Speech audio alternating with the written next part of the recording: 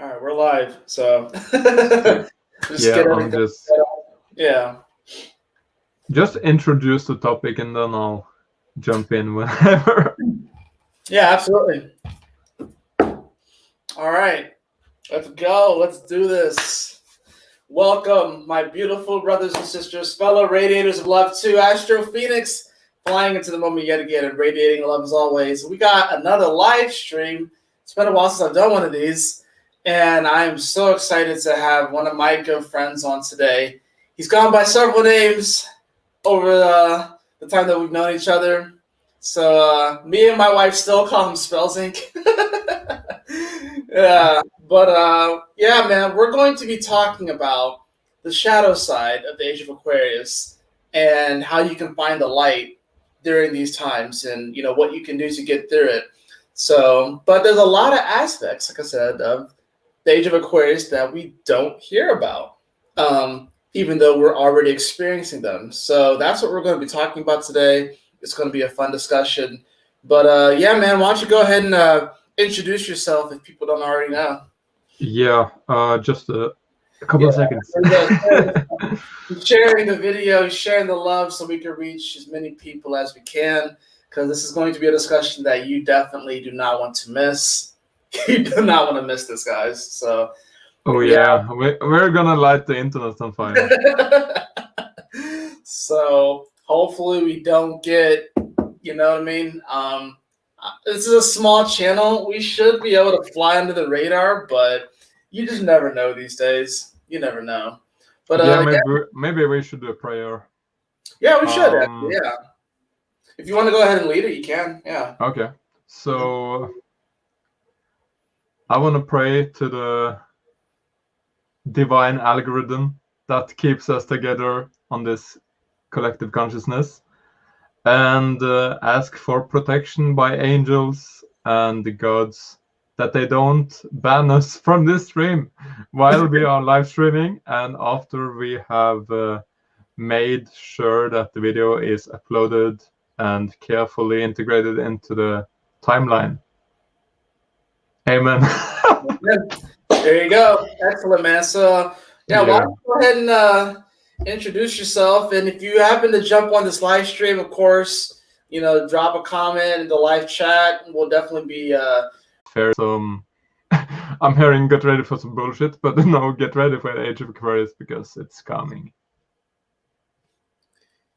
I just want to. I got like a weird notification on my side. It said something about there being issues with it being streamed. I don't know why.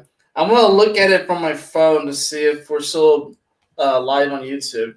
It's saying we're live on our end, but for some reason I got like this weird notification saying we're already getting interference and we just started. I think it's because YouTube has been really strong with their regulations.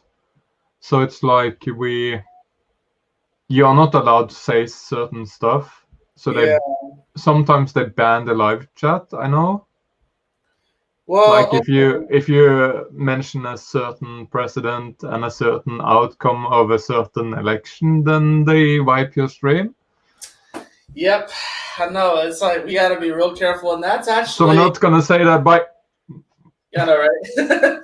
It looks like we're good to go. Actually, looks like there was some interference, but it looks like we're still good to go. So, yeah, that's the whole thing with this. That's why we need to talk about this. It's because of things like that, the whole shadow side of the Age of Aquarius. So, but yeah, so we have my good friend here, Ascended Master. We always bounce back and forth and stuff, and as we really do help each other through these times and stuff.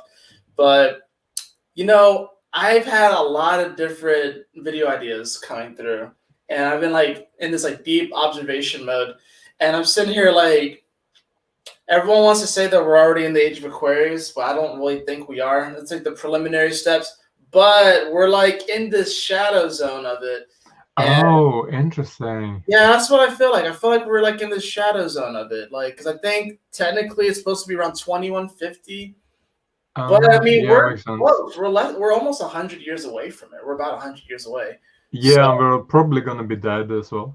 Yeah, probably. But who knows? There might be some technology that allows us to upload our brain into like a supercomputer, and then we can live that way. If we're not Ooh. already doing that, guys, because who knows? So we can piss off people after we're dead. Yeah, exactly. So, Oh, but that's kind of what it's called. That's kind of a Uranus in Taurus. mm-hmm. Because you're integrating your consciousness into the the history of our civilization, so people can't get rid of us on the blockchain. Right. Oh, Uranus and Taurus is changing the game. It really Oh is. yeah. Uranus and Gemini is even going to be crazier because Uranus and Taurus is working on a lot of the foundation and the structure and the physicality. Once Uranus hits Gemini, that's going to be the whole mental capacity and everything like that. The internet, communication, it's going to be really crazy and intense. So now, guys, the reason why this is going to be such a powerful, the reason why I wanted to do this with him is because we have a unique perspective on this. Now, I have the Sun, Mars, and Pluto all conjunct in Scorpio in the 12th house within 4 degrees of each other. And I do have like my Saturn in Aquarius at 1 degree. So I think where's Saturn right now? It's like at 9 or 10 or something like that. So it's getting I further think it's away. at 9, yeah. It's at 10 degrees right now. Yeah. So Oh, I think, 10. Interesting. yeah. Oh, it's actually semi-sextiling your North Node. Yeah, it is. Yeah, because my North Node is 10 degrees Capricorn. So, but yeah, so I've kind of gone through like that first rough part of the Saturn return. Oh I yeah. think you're kind of coming up on it because what degree is your Saturn at? It's actually 8, so we're past it. Nice. Yeah. We are into the Saturn return now. Yeah, definitely are. I think it's like once you get about 10 degrees off, the influence starts to wane off a little bit. That's what sense. I think. But like last year was like just nuts because like it literally progressed. Like Saturn went into Aquarius and went to my progressed Saturn at 4 degrees. That's the degree it stopped at. Retrograded back to Capricorn, and then came back forward. So yeah, you got bitch slapped twice.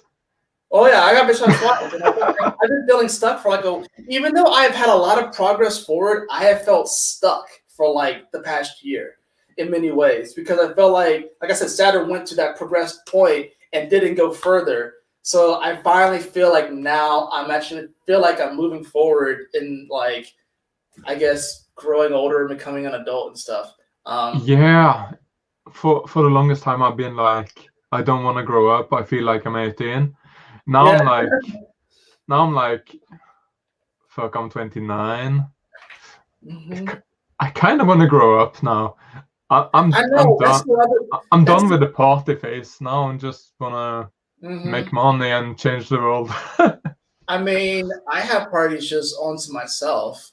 Like I'll just by myself, just jamming out, and it is what it is. But yeah, the whole growing up thing is interesting because I actually thought about a week or two ago, I've been with my wife since 2013. We've been married since 2019, and I had the thought the other day that just came through. I was like, I actually really enjoyed being married.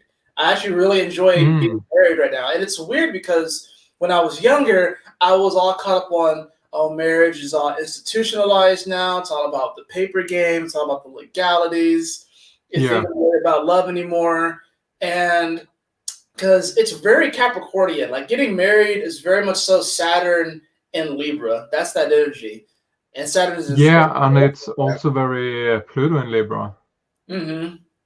Yeah. So, well, that's the other thing. When Pluto went to Libra, that's when divorces like skyrocketed in this country, and at least in the United States.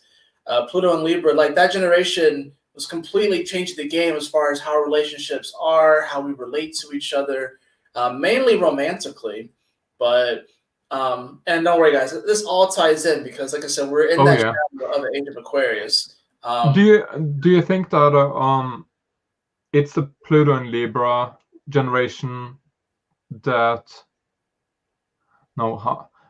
I don't think it's the Pluto and Libra generation that divorced, because they were born in Pluto and Libra. Yeah, I mean, Pluto, it started with the Pluto and Virgo generation. I think. Yeah, so it seems, sorry to cut you off. It seems like when it's Pluto in Libra, no, Pluto in Virgo generation, when Pluto went into Libra, that kind of fucked up their marriage. I think that's what happened. Yeah, because you have Pluto. Yeah. Both of my parents are Pluto Virgo. Yeah, mine too. Yeah, so they're both Pluto Virgo. So when Pluto went into Libra, like a lot of those kids or the younger brothers and sisters of the Pluto and Virgo generation, hold on. Take it and sell something.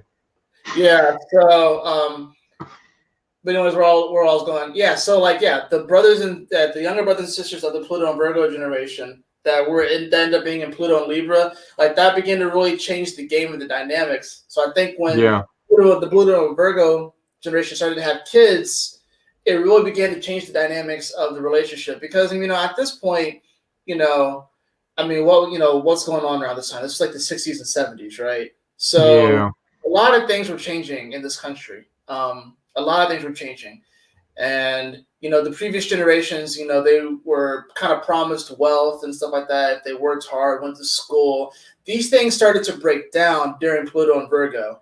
And if you really think about it, everything in our society is based off of relationships. Everything's based off of relationships, be it romantic, business, friends. It's all about relating to each other. So Pluto and Virgo really changed the game as far as that goes. And it's really important too, because Pluto's about to come into Aquarius, and it's about to trine all of this energy.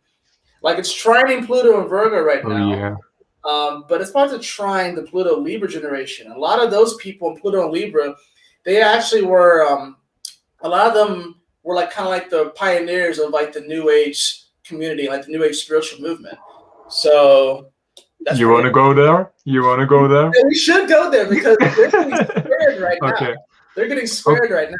Okay, so man, I just want to tell everybody that watching this at the moment, if you don't meditate 20 minutes a day, you're not spiritual.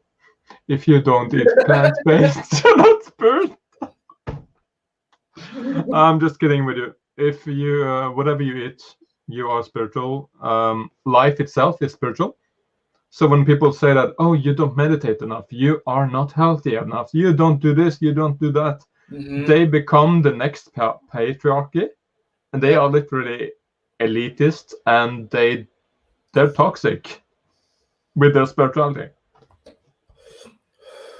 Yeah, I mean, you nailed it, honestly. I think one of my things that I've had to go through to kind of de-educate myself or re-educate myself, or to kind of clear the slates, like all of these different spiritual movements that have come forth out of the last 20, 30 years or so, right? You can even say 40 years, because this really started like in the 80s.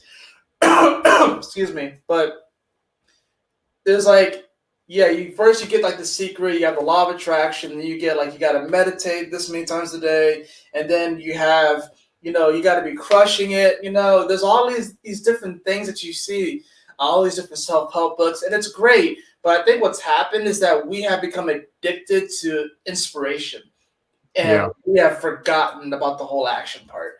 We have become. I know I've gotten addicted to inspiration, which is why lately it's I've had to, over the past year, I've had to scale back a little bit on what I consume, even if it's positive, even if it's spiritual, and I feel like it's going to enhance the quality of my life. I have to be careful about that, because I'm am I actually doing anything with it? Am I acting on it? And is it enough just to, I'm just consuming all this inspirational content, but what am I creating?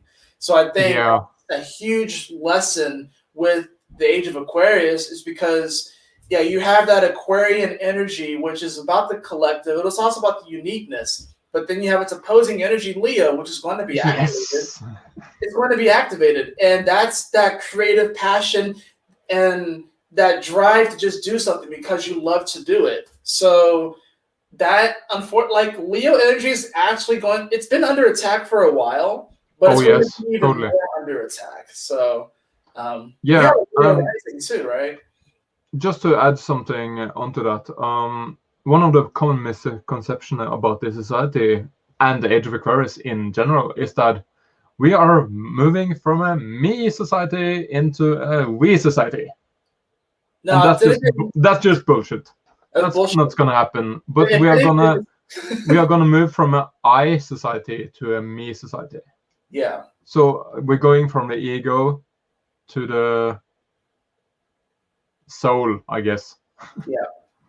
Which is it's a good thing. Yeah. Yeah, and it's gonna be like instead, because if you think about oh, you do this wrong, you do this right. Wrong and right is just the same thing with different colors. Mm-hmm. That's like saying that, oh, you're darker skinned than me, you're wrong. Like, yeah. What the fuck does that even mean? It doesn't make sense in 2021. It doesn't make sense. And honestly, if we get caught up too much on right and wrong, we're actually just going to be walking in circles. I literally last night, by the way, guys, this Pisces season, this last week of Pisces season has like destroyed your boy. Like I'm sitting here like I can't even like escape properly because all this energy is closing in on my moon sign. It's at 28 degrees. So I just like, yeah, when I told you last night where I felt like my soul was getting trampled on, I wasn't kidding. Like I felt like my soul was getting trampled on, or at least it's like I'm sitting in the house watching my garden, which is my soul, getting trampled on, and I can't do anything about it until the sun goes into Aries and these energies starts to leave Pisces. Whenever there's Pisces, I just get sensory overload. But Neptune is catching up to you as well. Yeah, Neptune is catching up too. Yeah, so that's how do you you have read hundreds of charts. So yeah. how do you usually what is it called? How do usually Moon conjunct Neptune play out? See, a lot of people won't ever actually experience this because Neptune has such a long transit. Yeah, but some people are born with it, right? Some people are born with it. Some people are born with Moon, Neptune connects. This is what makes us all pretty cool. Just to kind of get a little aside, is that there are some people that will experience transits that you will never experience, like say Pluto on your sun. Like some people will never experience that. Yeah, I go Pluto conjunct my moon. Yeah, so that's right. Yeah, you do have Pluto conjunct your moon. Yeah, because your moon, your Scorpio moon. So Neptune moon, is especially since it's Pisces, you could definitely get very lost, you know. But at the same time, I think the amount of creativity and inspiration and even just bliss, I think that comes from that connection can be also overwhelming. It's like the negative can be overwhelming and the positive can be overwhelming. So it's about balance. And if you think about it, Neptune rules Pisces and it's two fish. You got the black one, you have the white one. So we have to find some type of synthesis and balance between the two. And the moon is going to pretty much amplify whatever energy that it's on. So, moon and Neptune is going to be an amplification of that dreamy-like state of wanting to escape.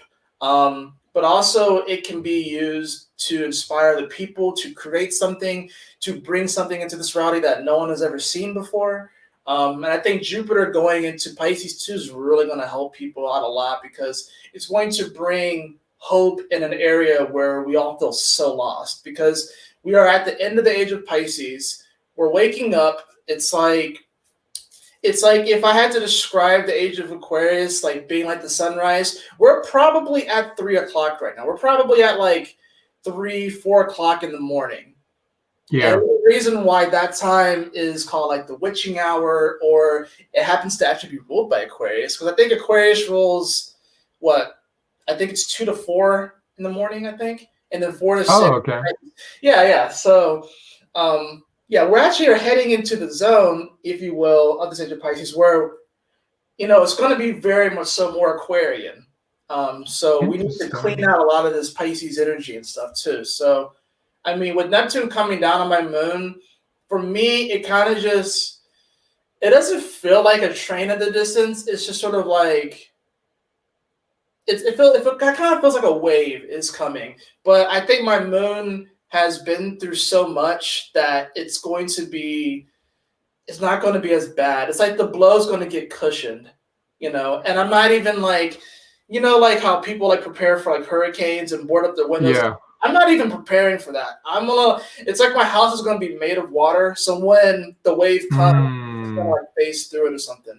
Or I don't know. I'm just painting it metaphorically, but yeah. To me, it feels like you kind of like you have been in a very flowy, drowny state. Yeah. And then it's like, Snoop Dogg on that, what is it called, Klarna commercial with all this pink stuff, and he's always having lots of luxury around him. Mm-hmm.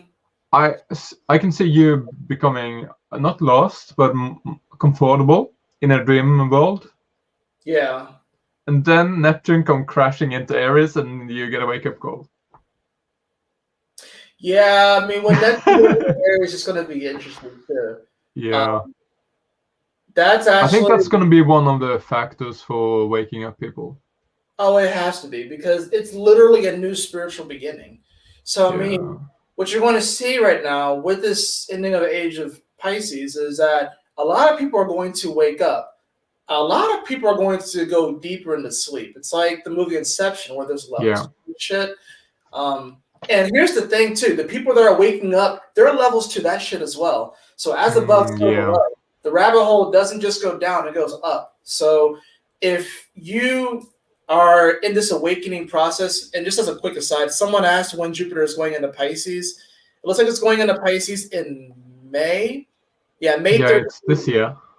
Ooh, the moon will actually be in Gemini with Mercury, the North Node, and Venus the moment that Jupiter goes into that Pisces.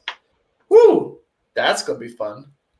But if you're like on this so-called spiritual path and everything like that, and you feel that as you ascend that there's heaviness, it's because you're breaking through layers. It's not just, it's not just like when you're down in the dumps and you're kind of going down into the rabbit hole that you're going to feel heaviness. You'll feel heaviness as you break through the layers too.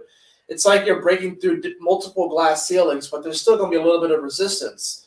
We have to just allow that resistance to fall. We don't need to take those glass pieces and those shards with us. So there's going to be some heaviness with it. Some people are going to double down and go deeper into sleep.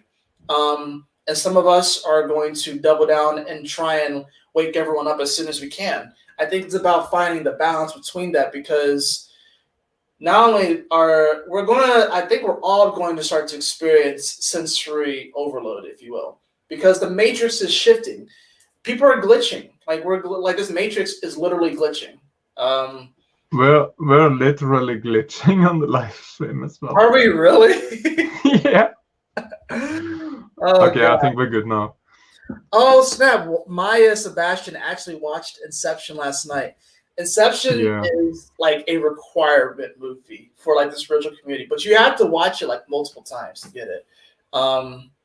It's like too trippy for me, man. I can't do that. It's interesting too, because I've had dreams within dreams before. But yeah, but I think it's also because like I see, how I'm gonna put it. It's like I'm living in an Inception by default. Yeah. So while seeing it on a movie, it's like, oh, I'm becoming aware of my reality. That's the thing, though, guys. If you guys, because I know I have been, but if you are making weird associations and finding synchronicities and things that seem just a little odd or out there.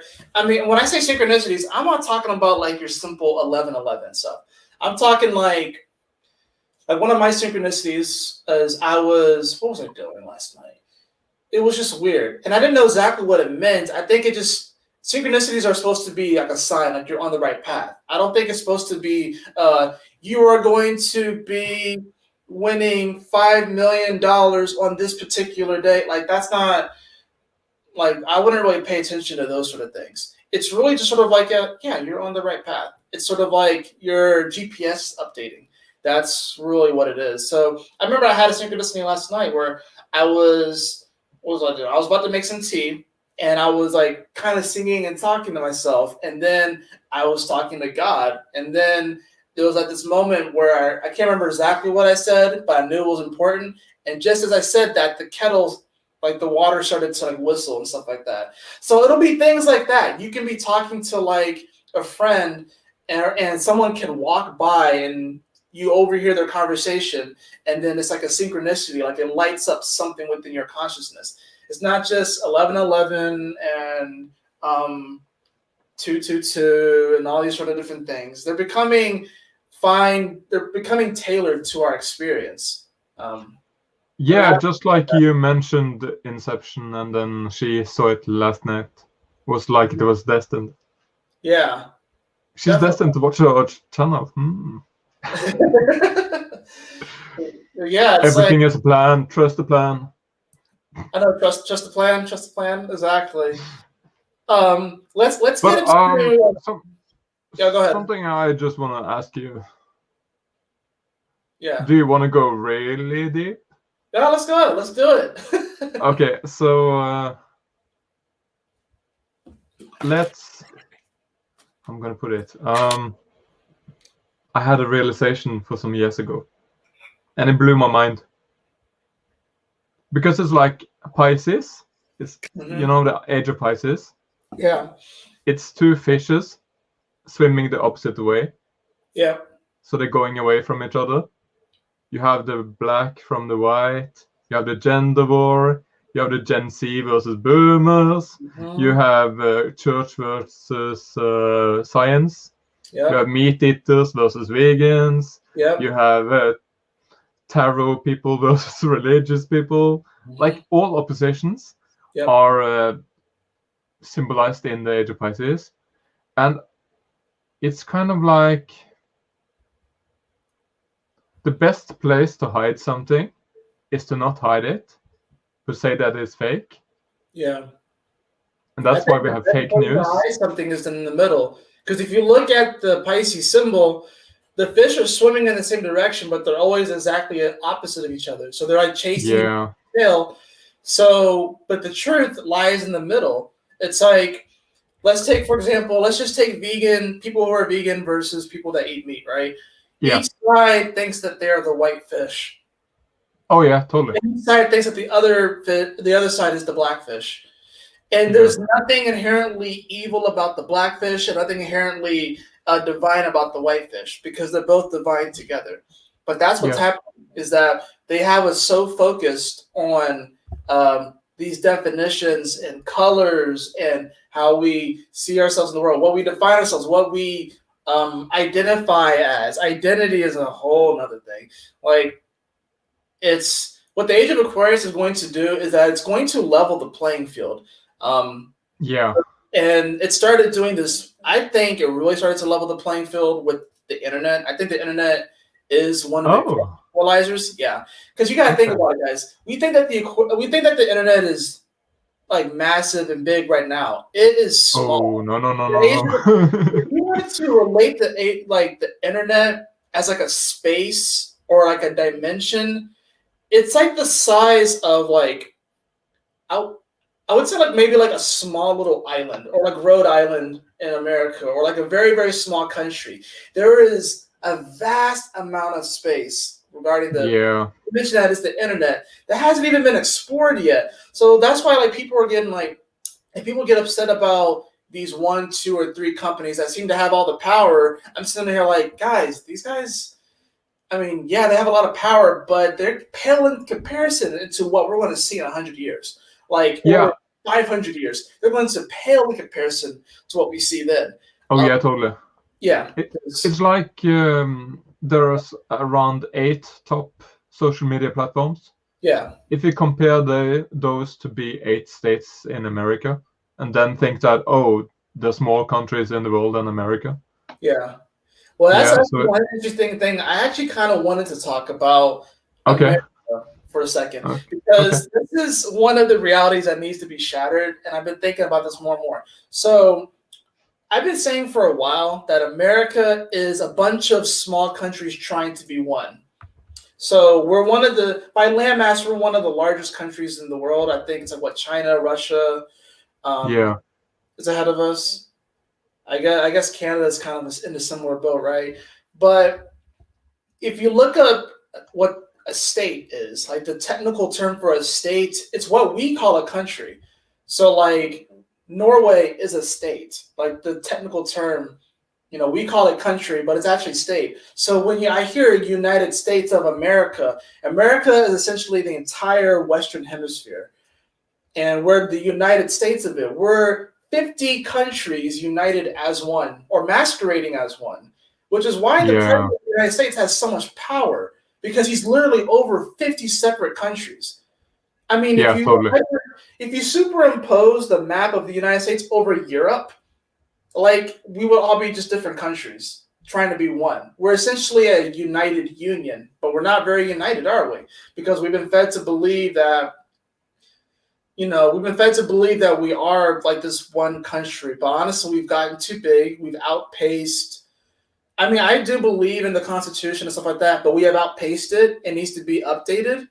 That's another thing with Age of Pisces is this desire to cling to the past, because water signs naturally cling to the past. So totally. to the present, because if water is past, earth and air is present, and fire is future. So yeah. So the Age of Aquarius is actually going to bring us right into like the present. It's actually going to purposely put us in the moment. Yeah. Yeah, and something a little bit off topic. Something just came to my mind. How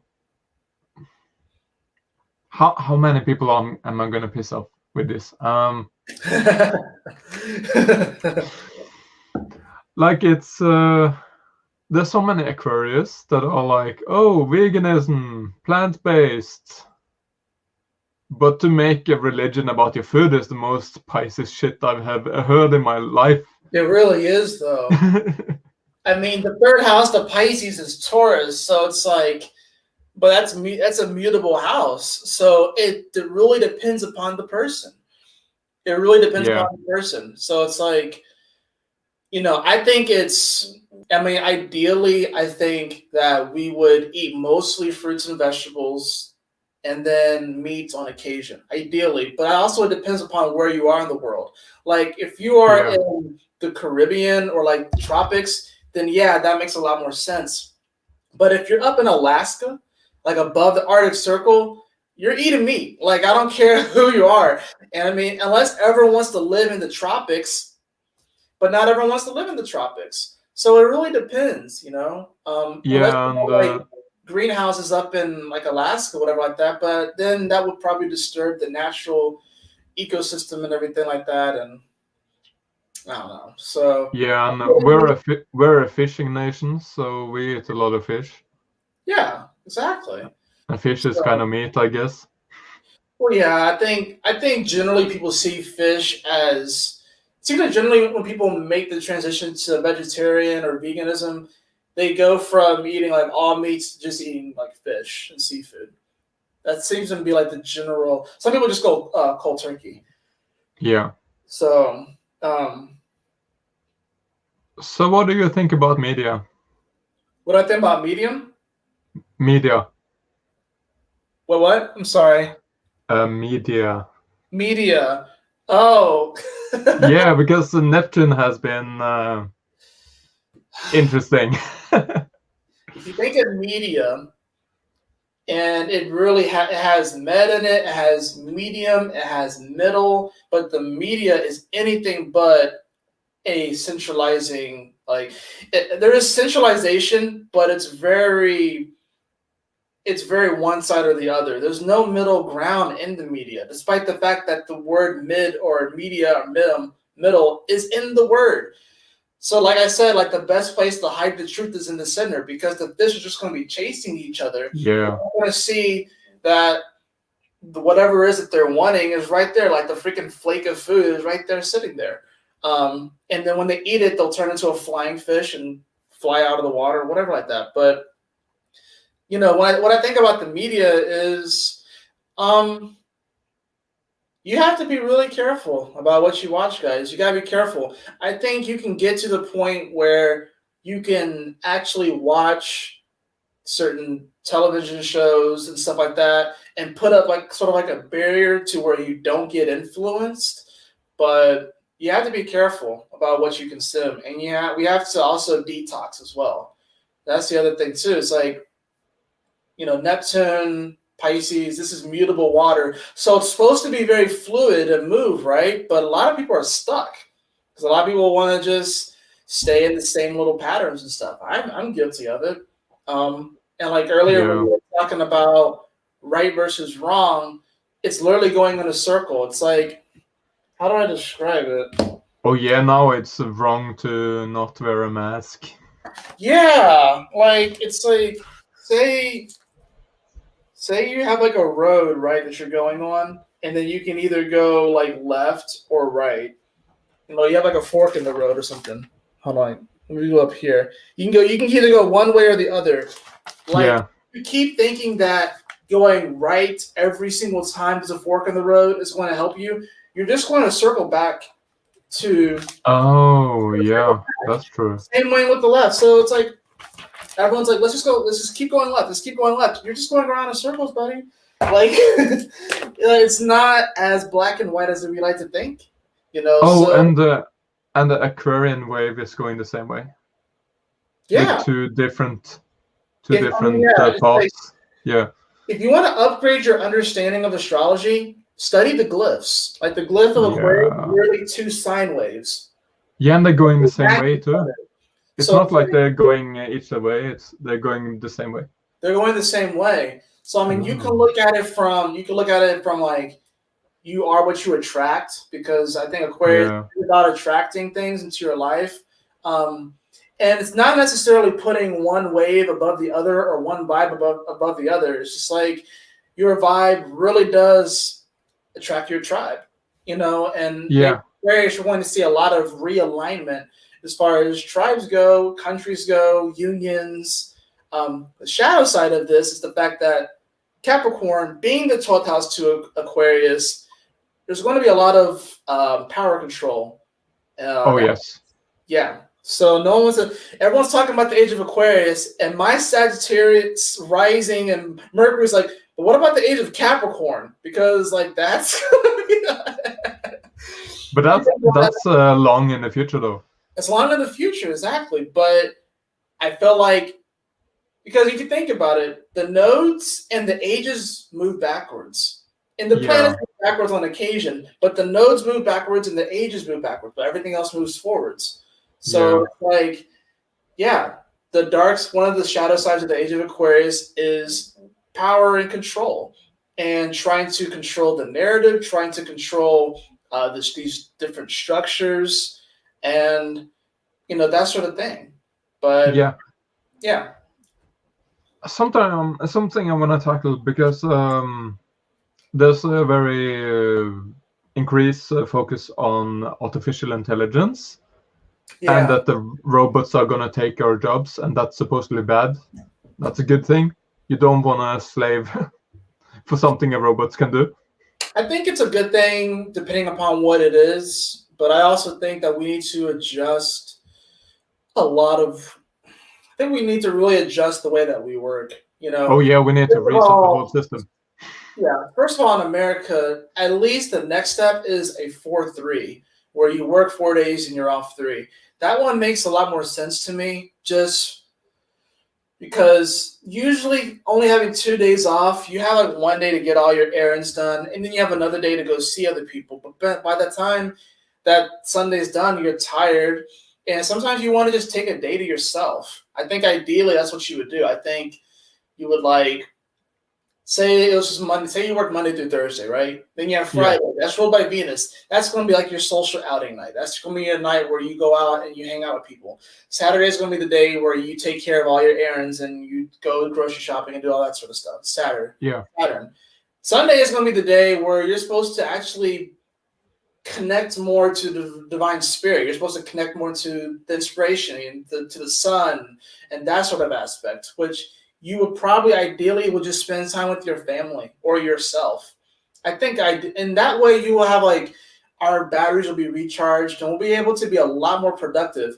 I mean, I think if we went to like a 4-day work week, we would actually be a lot more productive in our society. Yeah, but I want to propose something for you. All right. What about the 0-day work week? So what? Yeah, that's the thing, though.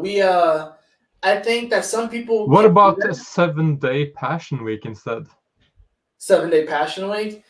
Oh yeah. What if we work 7 days and then we're off 7? Like... Yeah, but my what is it called? It's my proposition.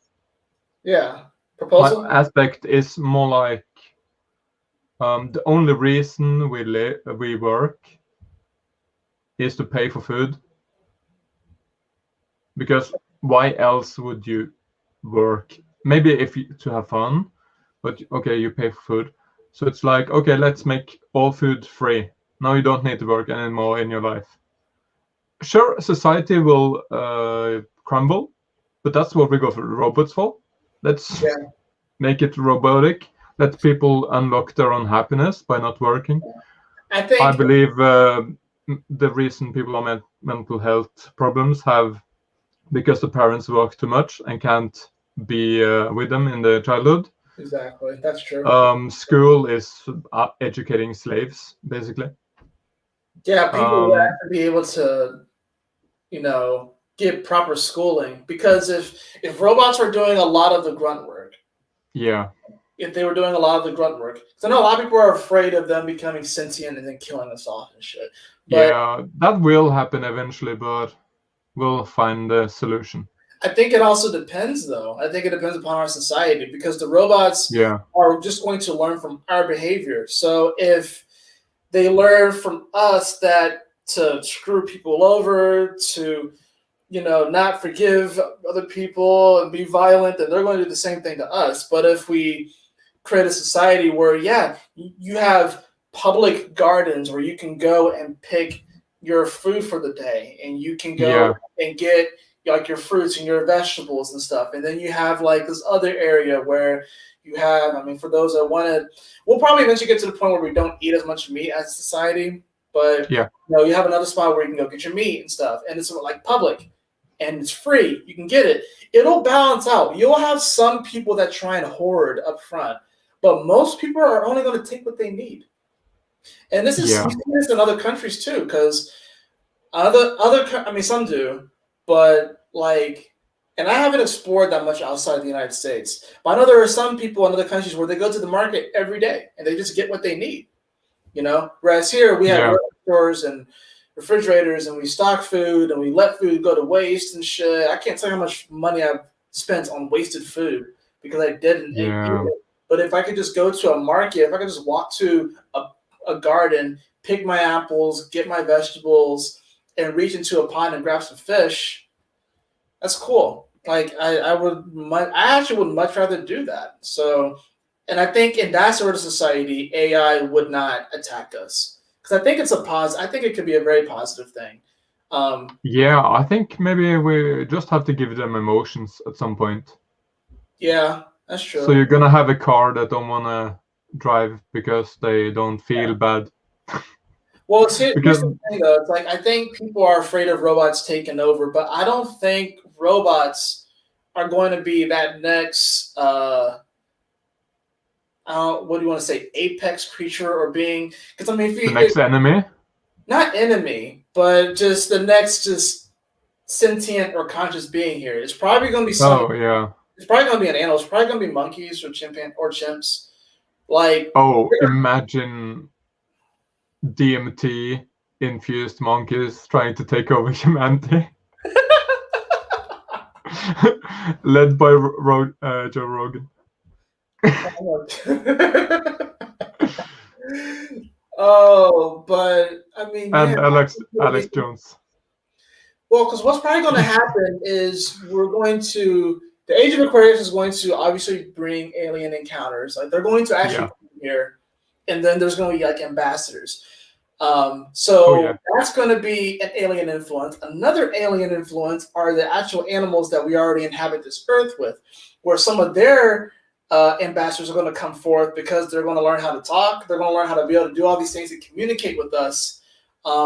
Even maybe it might be more telepathically, but they're upgrading as well. We're all upgrading. It's not just humans; it's the animals too. So it's a whole for planet. those of you who have Lemurian contacts, like from Lemuria, you're already kind of prepared for this. So it's a whole planet that is upgrading. Yeah, it is. But I think we're getting so caught up on, everything's going to be perfect. There's going to be rainbows and unicorns. Everyone's going to be aware. We're going to go back to normal. Exactly. And some people aren't going to like normal. Some people, I don't know. I have a theory that light workers are not going to like the new Earth.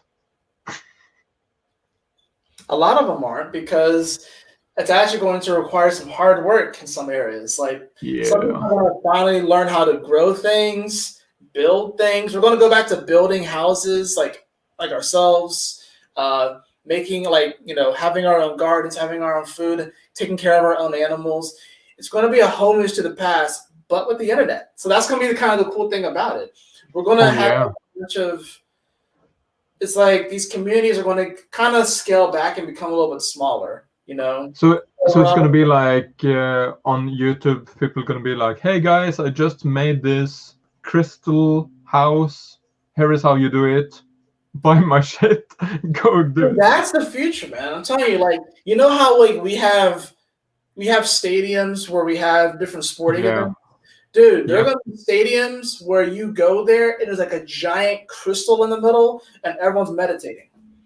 Oh, that would be dope. Isn't that crazy? Like, you'll just I could just see like a giant amethyst crystal sitting in the middle of a stadium and everyone is just like meditating and like imagine that kind of power in this world. You could do so much with that. But, and I love sports, don't get it twisted, but that's what we're heading to. But a lot of that stuff they're going to try and, keep it under wraps. They're going to try and stifle it because it's going to wake up the world too fast, Do you think crystal mining will be the next gold mining? I feel like it kind of already is, but, one thing. Yeah, but it's not mainstream. There's no gold. There's no crystal rush. No, there's not. Well, there kind of is within the spiritual community, which is why I actually do think that a lot of crystals out there are fake. I think a lot of them are just glass. I do. Okay. But you can still give them power, though. So it can be like a bit of a placebo. But I think that because of the New Age spiritual movement and more people are getting into it, there was a higher demand for these things, mainly like crystals. Yeah, just look at how Elon Musk did with Dogecoin. Yeah, exactly. Imagine if he said, "Hey guys, I bought this tarot cards." Dude, the whole industry would collapse in one day. If a billionaire went public about using tarot cards, literally, you're going to have they're all going to sell out overnight. But then that's because there are going to be people that get tarot cards and have no idea what to do or how to read them and stuff. They're not going to know what to do. So that's kind of why we're here too. It's like, I mean, I kind of hope that happens. It might help to demystify it a bit because I know that like tarot cards and stuff like that can get like a bit of a bad rap and stuff. Oh, but it's gonna happen because we're gonna be the billionaires and we're gonna be like, "Hey guys, look what I tweeted." Exactly. Yeah, so things are going to shift, guys. There's going to be massive exposures. People like crimes against humanity. That's going to be a huge theme over the next 4 years. Yeah. A lot of people are going to get exposed. A lot of your favorite people are going to go to jail, guys. I'm sorry. Yeah, lots of CEOs. A lot of CEOs. Do I want to give predictions? or can I get in trouble? We can do. See, for me, like, it's yeah, hard. but can we do prison predictions though? Can we do what? Prison predictions? Yeah. Are you sure? Is that allowed? You said prison? Yeah. Oh, well, what do you have? Well, here's the thing: Pisces does rule prisons. It does rule jail. Let me just. I'm going to say something really controversial, and it's going to bite my ass for eternity if it doesn't happen. Okay. Amazon just got a new CEO. Kind of hard to run the companies from prison. Nudge, nudge. It is, yeah. That's the other thing too. Like I said, I'm glad that you mentioned that because Pisces does rule over prisons. So when we go into the age of Aquarius, we're literally breaking out of prison. Like, but some of these prisons are self-created. I think we all have some self-created prison, but then we do have the societal ones. And I think the other thing about the age of Aquarius, like I said, it is the great equalizer. And I think one reason why people are disillusioned with the spiritual community or some of these messages is like, oh, you are what you attract. You can do anything that you want, and you just gotta believe, blah blah blah blah blah. Yeah, but you're just projecting the toxicity. Yeah, that, and there are literally some people that, while it is true that they could law of attract whether they want in their life, some people are in particular situations because of people in power that have way overstepped their boundaries. Like how people in Vietnam and Laos are still having kids with deformities because of all of the Agent Orange that was spread on those villages during the Vietnam War. I mean, it's still happening. Like, I literally saw something on Reddit about that yesterday. The kids are still coming out with deformities. Like, yeah, they can use the law of attraction over that. They can do whatever they want, but there are barriers that some people legitimately have, and it's not their fault. So it's like, I think there is a level of spiritual responsibility that's going to come with the age of Aquarius, but what the age of Pisces and this ending is going to realize is that, yeah, we're all spiritual beings and all very powerful and can do whatever we really can do whatever we want. But some people took way too much of the pot, and other people, they can't help it. They actually can't help it. Like, it's not their fault. So I think that's one thing that's going to come up. It's like, for some people, it's not your fault. Like, and more than likely, it's people that might not be watching this, but there are things that have happened to you that are legitimately not your fault. And I wouldn't necessarily go to say that you manifested that into your life. I think maybe it's like a series of events that happened, and that's just the algorithm and the way that it came up. But there's going to be a lot of corruption that's exposed. And I got a 6th house stellium, so I'm very Virgo-ish. Oh, you have a. That's interesting. I don't see. I have what's my 6th house is Taurus. I got nothing there. So. Mine is end of Capricorn, start of Aquarius. That's right. Yeah. So I used to think that I want a label-free society, but now I'm like no. I want a label-inclusive society. Yeah. Where every label is valued the same. Yeah. And that's including what I want Age of Aquarius to be. So does that mean that people who identify as super straight, like they won't get persecuted on the internet for feeling that way, for being that way? I don't know. I mean, unless you're Gemini, I think it's okay. Because they have split personalities, so can you really assume the gender of your evil twin? Okay.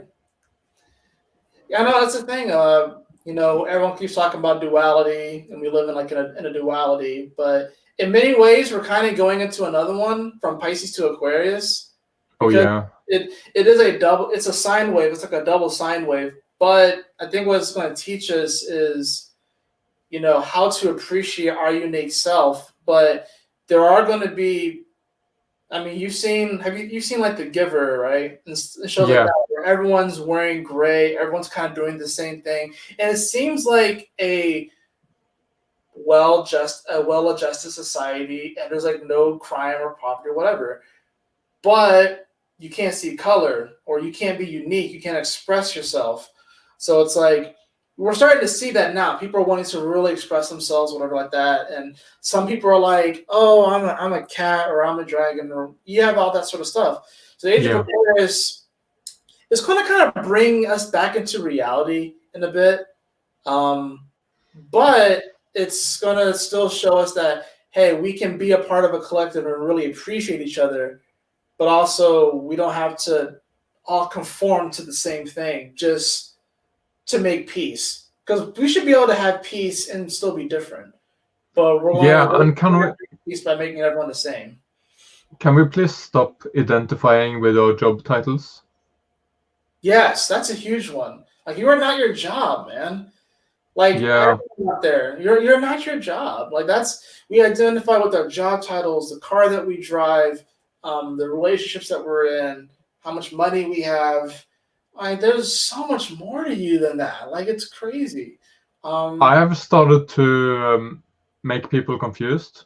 So every email I send out, I have a different job title. So the first one is like, I'm the voice of reason in the wind. Yeah. Next one is cat saver from trees.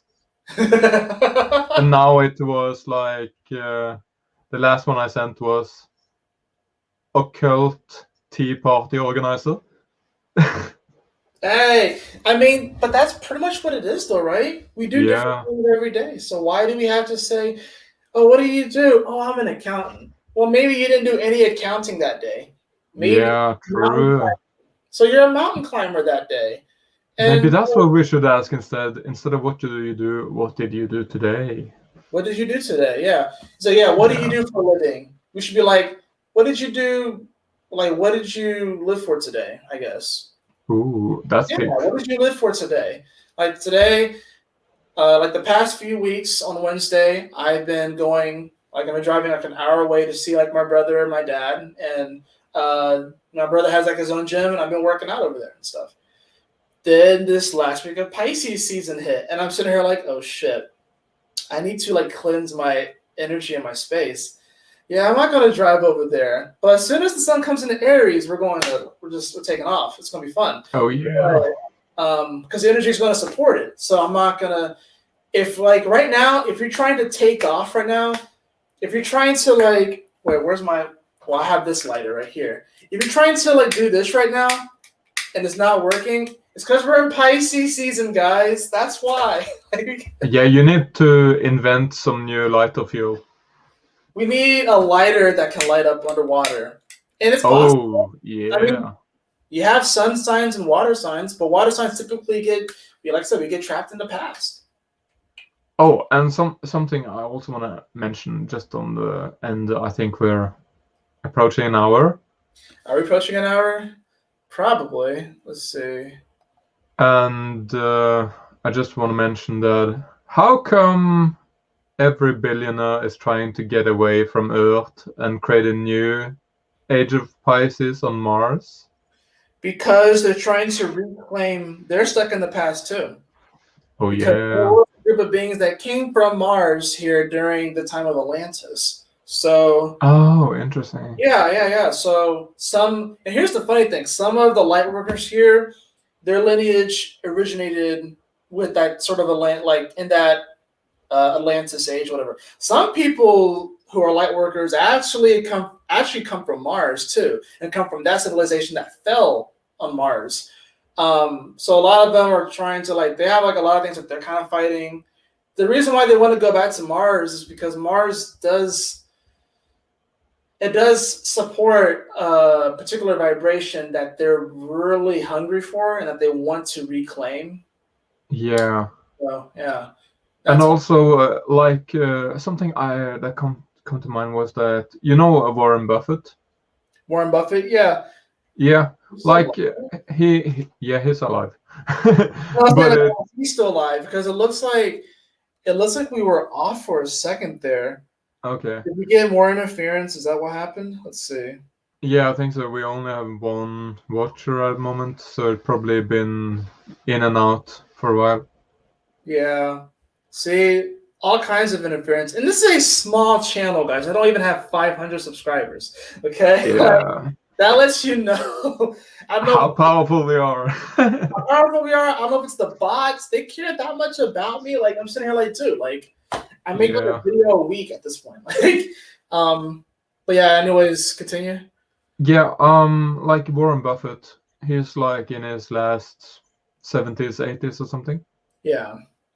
So let's say he doesn't live more than 100 years. So he's basically not gonna build his next investor empire on Mars. So it seems like there's people that are young now with money that are thinking they are going to Mars and become the Mars version of Warren Buffett. Yeah. Because he can't copy himself when he's dead. If that makes sense? Yeah, that makes sense. I mean, I do think that we are going to go to Mars. And I think a lot of people are interested. Oh yeah. And I think that there's going to be a great healing that comes from going to Mars. But oh yeah, like a homecoming. yeah, it's gonna be like a homecoming for some people. For some people, it's gonna be like they've never been there before. People that were here during the age of Atlantis, and the Atlantean age or whatever like that before the Martians came. Some of those people are going to go to Mars. So just to see like where did all this sort of energy come from? So you're gonna a lot of the Pluto and Aquarius kids are going to be, and some of the Pluto Cap kids, because Mars is exalted. If anything, the Pluto and Cap kids, depending upon where their Mars is in their chart, they're actually going to be the billionaires that have like, like they're going to have like, I don't know, like the housing companies on Mars or the whatever. They're going to actually be like some like the really big business moguls. Yeah, and it's nothing compared to those that exist today. Oh yeah, no, it's going to be really insane, guys. It's like we're going to take off so fast that some people, put it bluntly, some people aren't going to make it. It's going to be a little too much for people, which is why it's really important to get back to nature. It's really important to reset every single day, like, because you can go into sensory overload. There could be a lot of information that comes in. It's just like a computer. When you download too many things, or you have too much information, you fill up the hard drive and stuff. You fill up. Yeah. So it's the same thing. We have to find ways to properly detox and stuff like that. And so when all this information does come in, because a lot of it's very positive information, guys. The Age of Aquarius is actually going to be a very positive thing for America, for the world, for America, whatever about that, for the universe, because the whole universe is going through it.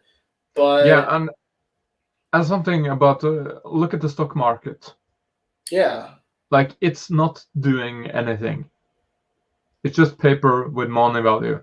So you get the money when you sell it. So as long as you have stocks, you don't really have money. You have paper that are worth money. So imagine when everybody starts to sell their stocks, it will crumble the whole world economy. The whole stock market is going down. The stock market is essentially monopoly for adults. Oh yeah, totally. But something I want to mention is that imagine how much money is on planet Earth right now that is not in use. When those people start to build shit, we're gonna progress more than 1,000 years this decade in human evolution, because like now you have like we have 5G technology for mobile phones coming out, right? So in a foreign land that don't even have cell phone technology, why would you even build landline? You just go directly to 5G and save years of evolution. So like the last 1,000 years, you can skip in new countries. I mean, you hit it right on the nail for that one, because some places it's been like a slow build up to these technologies. Some places you want to get the technology off the bat, and the people that are born in those countries, those that just really have like the aptitude for that, they are going to create stupid technology. Like they're going to create technology that's going to blow us away just because they have access to it. So it's like, yeah, in this country, we went from like, you know, like the dial phones, whatever like that, to like the booths, to like, yeah, then you have like the home phone, whatever like that. Then you have like these giant cell phones, and now we have like smaller cell phones, and now they're getting bigger again. Phones are getting bigger again, which is funny.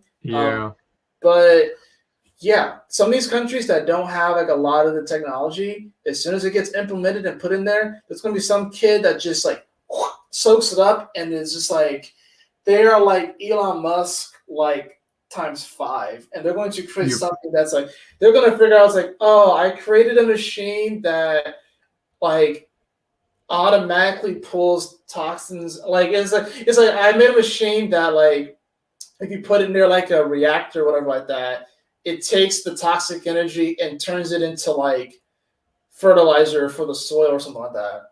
And things just trees and flowers start to grow. Like you'll have like giant reactors and a bunch of beautiful trees and flowers growing around it because someone came up with some weird technology to make that toxic gas into like fairy dust or something. Or you'll have like someone's like, yeah, I created a device that can automatically like transport us to Mercury. Like we're gonna have bases on Mercury. Oh yeah. Mars. Because there are gonna be bases. That's something people don't understand. It's like, oh, it will take us so long to get to Mars, and it's gonna be so expensive to go back and forth. Yeah. But no, we're gonna build a Stargate and have direct teleportation. Yeah. Oh, that's the other thing I want to talk about the age of Aquarius, because I realized that Stargates and stars are ruled by Aquarius, but Uranus I feel like it really is a portal. I feel like because whenever we see Saturn, it's it's like the ball with the rings going around it this way, right? Uranus is this way. So I literally feel like those rings are like a portal, and Uranus is like essentially how you hyper jump. I think Uranus is actually like the train station for the rest of like the galaxy. Like if we want to go to another part of the galaxy, we go to Uranus because that's the train station. Dude, I have some synchronicity I need to tell you off cam. I cannot say it on cam because then my higher self would be very pissed. But I had the biggest synchronicity moment. I'm just gonna write that down. Train station. I mean, I guess the sun could also be a Stargate too, but I think the sun is different. I think Uranus is more locality. I think the sun is. I think the Uranus locality on a 3D, because there are people living in 3D experiences in other parts of the galaxy. So Uranus will be the train station as far as that goes. The sun being a Stargate transports you to a whole nother dimension, if you will. Do you think the Uranus ice planet is fake? Uranus ice planet? Yeah, because Uranus is supposedly an ice giant made of ice. Oh, okay, yeah. So do you think that it's kind of maybe just the outer layer that is ice, and then we have to use some technology to open it up and then power it up, and then it's a portal we can just go through? Yeah, that's the other thing about the Age of Aquarius is going to bring about a scientific revolution. Because like scientists of yesteryear would gawk at science today. Because like there's like no sense of curiosity, there's no sense of like honor. It's just about my way is right, do as I'm told, blah blah blah blah. And I'm not saying it's all scientists either. I'm not saying it's all science, but there's no curiosity in science anymore. It's just about what you can publish in a paper and peer-reviewed double-blind studies, which is just honestly, a lot of it's bullshit, guys. Peer-reviewed double-blind studies. So let me see the resource. Let me see the sources. And I'm like, The age of Aquarius is going to bring about a scientific revolution where people do science because they are legitimately curious in the universe. To me, it seems almost like the astrologers of our time is the scientist of the future. We are, yeah, but I mean, I think we're more curious than scientists. We are, yeah. Well, astrology was the original science, but yeah, once we are actually at a point where we can understand our world and our bodies in relation to the world. We can get to such a deeper level of understanding than ever before. But there are so many areas that people can't study because there's yellow tape there or red tape there. Because it's like, no, we're not allowed to study that, because if you study that, you're going to open up this whole portal to something that might actually free humanity. So like once the scientific revolution happens, yeah, Uranus will be like that Stargate, like a train station, and you'll be able to go to a planet on the other side of the galaxy. Yeah. And I don't know if people have noticed, I paid attention barely, but not really. But Saturn in Aquarius has given us flying cars.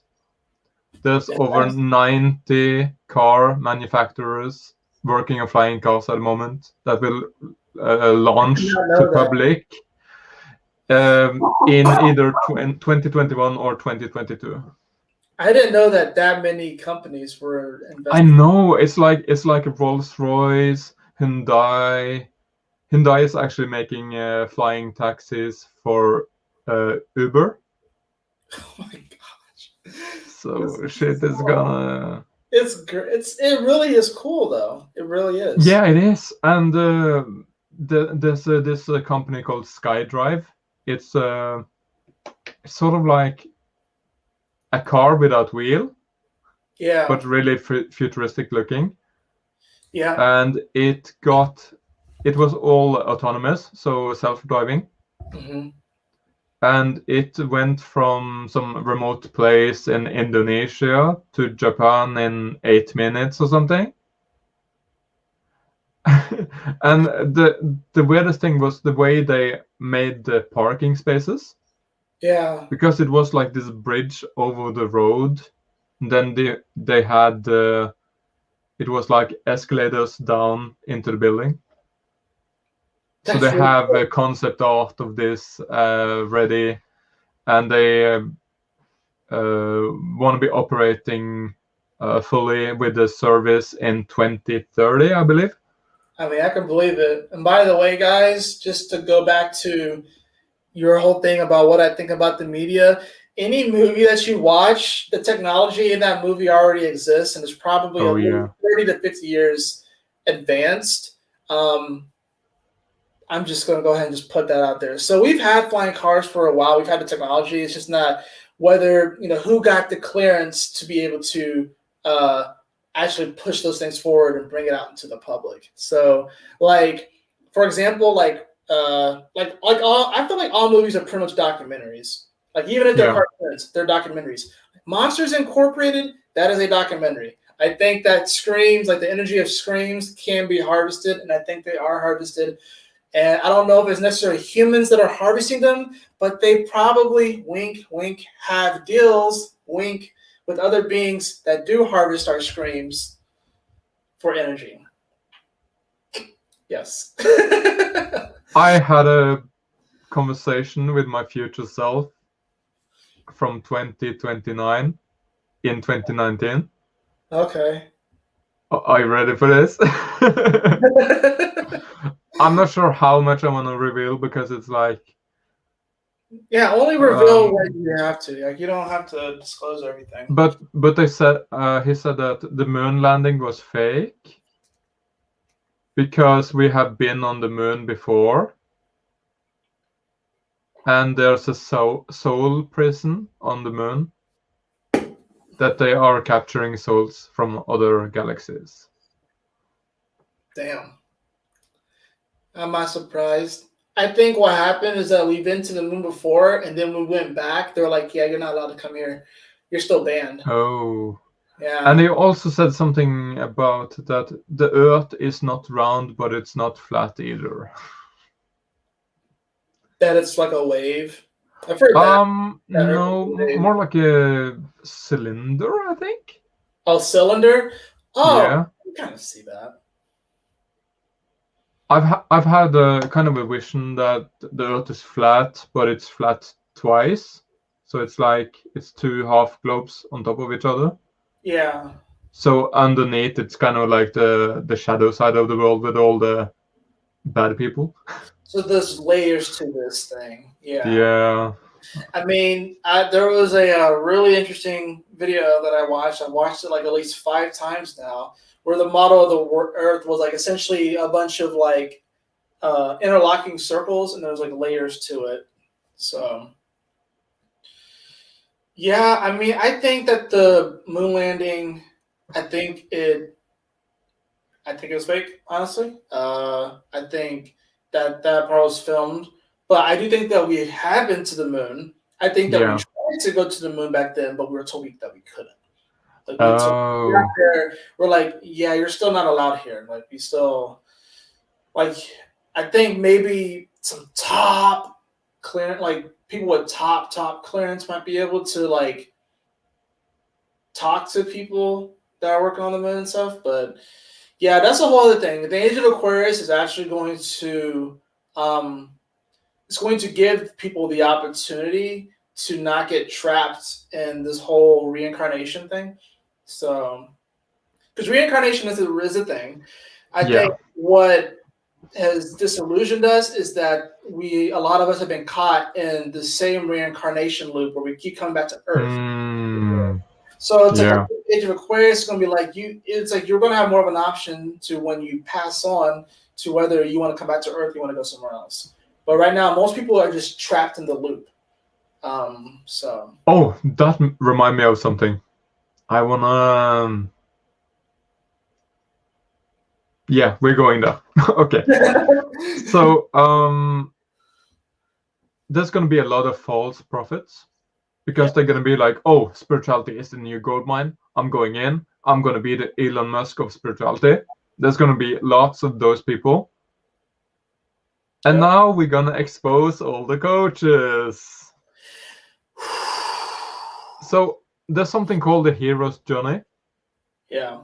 So it's 8 phases of your life, kind of. The first one is like, if you see it as a clock, the first one is 12. Let's see. I'm just checking on the video what kind of direction. Okay, so this way. Okay, so it's mirror. So it's like 12. No, it starts as 1. So yeah. to start as 1, and it's like that is you as a person with a dream. You want to accomplish something. You get a call from the universe like, oh, this is for me. Now we are 2. 3, this is when you get guidance from someone. You can also see this as Mercury, Gemini, nudge nudge. And then you have 4, that is you finding your home where you feel you belong. 5, I went the wrong way. 5 is kind of like meeting your enemies and your friends, your tribe. 7 is when you realize you need to have balance. What about 6? Work-life balance. 6. Yeah, 6. 6 is growth empowerment. Growth empowerment. I got you. Yeah. 7th is balance. And 8 is death. And that's where your guru tells you that, oh, you should buy my program and go back to number 1. So that's the weird thing about it. Sag. Yeah, we're going from 1 to 7 all the time. It sort of feels like Sag, Capricorn, Aquarius, and Pisces don't even exist. It almost feels like that. Yeah, we stop at Scorpio. Yeah. That's why it's 7 days in a week as well. Because the 8th one is when you realize you have to start over. Yeah. So when we go to Sagittarius, we get the divine wisdom that we need. Mm-hmm. Capricorn is when you face your fear. Aquarius, you attract your vibe. Mm-hmm. And Pisces, or 12, you get your reward and start a new journey as a better person. Yeah. And that's also what 9 to 5 does with us, because it's like they drain our energy all week, and then we get to 7, 8, and you're like, you have to get a rebirth, but it's the same job, it's the same routine. Yeah. So it's a trap. 9 to 5 is a trap. Get out, get out. It is a trap. I mean, if you happen to do something that you really enjoy doing and stuff, and it happens to be a 9 to 5, I mean, all power to you. We It's all a have very enjoyable trap. Yeah, so it's like my job can be a little monotonous sometimes, but I really, for the first time in my life, I've actually really enjoyed my job. Like I really enjoy doing it. So like just helping people with their wellness goals, and it makes sense because of course I'm a Virgo midhaven, and I have Jupiter and Virgo on the 9th house. So yeah, I mean, I'm teaching people about how they can increase their wellness with this particular product, CBD and stuff. And then, of course, I have that 10th house there. So, but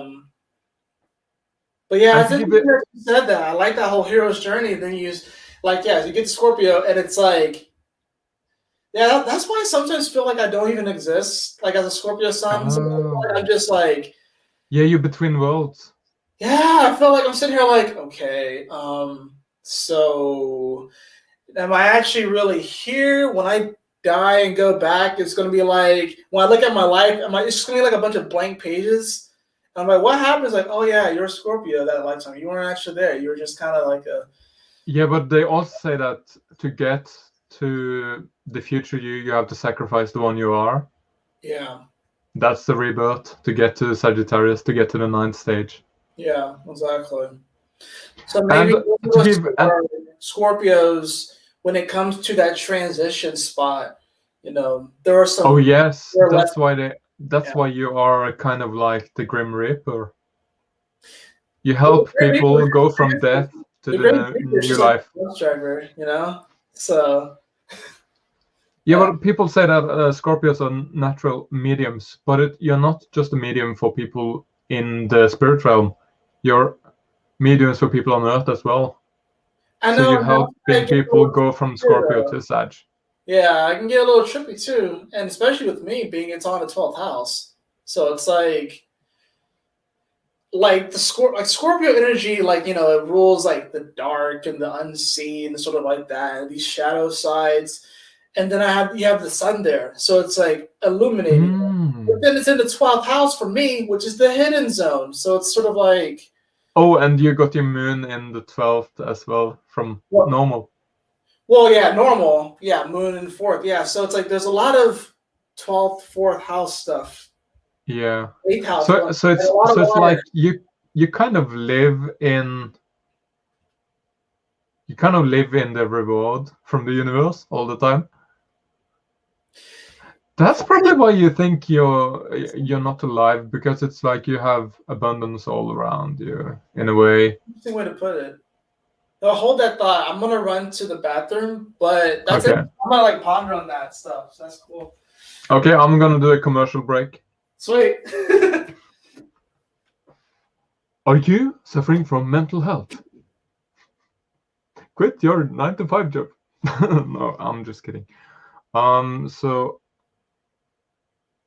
I wanna do something a little bit different. That I don't think people do, but maybe they should do it. I want to give a huge shout out to Astro Phoenix today for having this talk. It's huge for our humanity, our civilization, to have this talk, because this is right at the start of the Age of Aquarius. If people say that we're in the Age of Aquarius now, look at the world. Do you really think that paradise is gonna look like this? No, it's not Age of Aquarius. So, though it's not Age of Aquarius, it doesn't mean that it's bad, because it's what we needed to do to get here. So, if you are watching this now, either on live or replay, please like this video, subscribe to Astro Phoenix.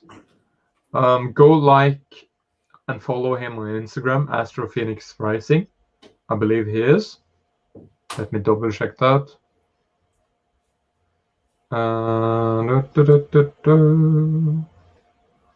I know this is really unprofessional. Oh no, you're good. It's good. And we're gonna be doing more videos too. Yeah, so go on Instagram, Astro _ Phoenix Rising. Go follow him.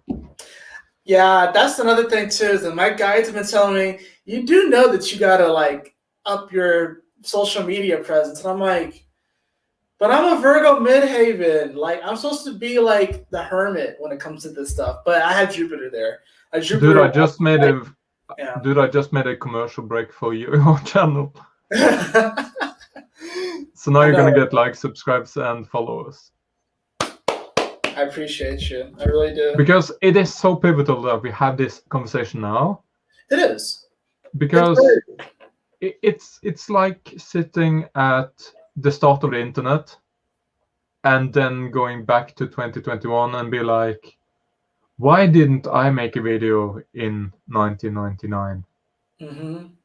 But we are making this video today. Exactly. So in 10 years, we can say that we were there. We knew it was coming. We told you. You didn't listen. Mm-hmm. But something I want to say a little bit about good coaches. Or not good coaches. Good gurus, maybe. Or influential people. Yeah. Like Gary Vee. He Gary is a Scorpio Sun. God, love Gary Vee. Gary Vee goes. Yeah, and he is offering services, but understand when he is offering the services. Because when you get to the after you're done with your work week and you are in Scorpio mode, you're just tired, you want to be in your weekend, just relax. He's like, hey, go do some side hustle. Yay! He's giving you Sagittarius for free with his content. So you can become a part of his Aquarius. So you can face your parents, which is Capricorn. So you can become a part of his Aquarius. You become a better person at Pisces, and then he hits you with a sales pitch. Hey, go buy my book. And that's how we should do it as well. We need to start sell to healthy people and help people that are in need. That's really important. It's just helping people in need. You know, I think the age of Aquarius, when we get to a point where people are not working or working less, it doesn't mean, I think we can have a world where, you know, everyone's not just working a 9 to 5. And some people are going to still be a little bit more ambitious than other people. That's just naturally going to happen, but it'll be in a sense of balance. And if we can get more to helping people, you know, I think the money and the abundance and the value will follow when you do that. So it's like, yeah, Gary Vee, he's a good example. He's like, he puts out all of this content. Yeah. And this is like, guys, you gotta understand, this is his time, this is his energy. This is like, that's what he's doing. He's putting his time and his energy into it and stuff. And yeah, some people I think can be a little triggered, especially within certain pockets of the spiritual community, myself included. We can kind of get triggered by, you know, hustling, crushing it, doing all this sort of stuff, feeling that we have to, if I'm not working 20 hours a day, I'm not spiritual enough, because that's a whole other side of it, which is going to fall quite marvelously. It's going to fall, but it's like, relaxation is so important. Rest is so important. You got to understand, everyone's different. Some of you guys are following people or want to be like people that are super ambitious and stuff, but you have Mars in the 12th house, or you have Mars in, like myself, or you have some other thing. Some of you guys may feel like you have to manifest something into your life, or you're trying to figure out how to manifest and stuff like that. And your human design is like a generator or a projector or something like that. So you can't necessarily just make things happen. You have to just kind of be who you are and let it come to you and stuff. Yeah. So it's different for everyone, you know? It's and something I just want to say, because I said earlier that you should quit your 9 to 5 job. Don't do it immediately. And I don't want to be I don't want to be irresponsible, like telling you what you should do. But I'm gonna start to put out free content that makes you able to do it. Yeah. So yeah. I think, you know, when we realize, when we put value into what we do, I guess for free for people, which really is supposed to just to free people or to give freedom or to help people. But when we really value that, it's going to really change the game, you know? So it's, yeah. Yeah, and if you really look at what Gary Vee is doing, he is giving you shit for free, and then he's selling people strategies of how to give shit for free. Yeah. So it's basically, he's basically selling his strategies to his own life in a way. Mm-hmm. He's a life coach, but he doesn't want to be it. Yeah, he's a life coach, but he doesn't want to be a life coach. You know, that's the weird thing about the whole life coach thing, is that it's toxic. It's very toxic. I mean, the whole notion of it is just like, I mean, we can have counselors and guides, and I think we all will step into those roles at some point in our life or extended periods. Some of us are a little bit more prone to being that sort of guide. Some of us will just be that way for a certain moment, you know, in our life. But yeah, the whole life coaching thing, it's like you're coaching people on how to live life and be successful, but everyone's life is different. People have different astrological makeups. Or different parents. It's like here's one reason. Like, here's one thing when it comes to like astrology, it's kind of off subject, but you have a lot of non-believers be like, oh, well, how is it that two people that are born on the same day can have two different destinies? I don't know. Look at their parents' astrological charts to see what they're triggering. Look at the people in their life. Like, there are different things. Like, yeah, I could have been born on the same day as someone, but my parents they're Virgo and Libra. Their parents could have been like Aries and Pisces or something like that. And they could trigger different things in our chart. So when we realize that, you know, yeah, there's a lot of similarities and we're all unique and stuff, the whole life coaching thing, it gives people perspective. I think it's at its place. It's like that person is shining a light into your life, but more than likely, it's just one area of your life that they're really good at shining a light into. And if we get too consumed with, like, addicted to inspiration, it's like, oh, well, this person shines a light on this area, this person shines a light on that area, and then we just get addicted to trying to figure out all these areas before actually doing something. I think a lot of people are stuck.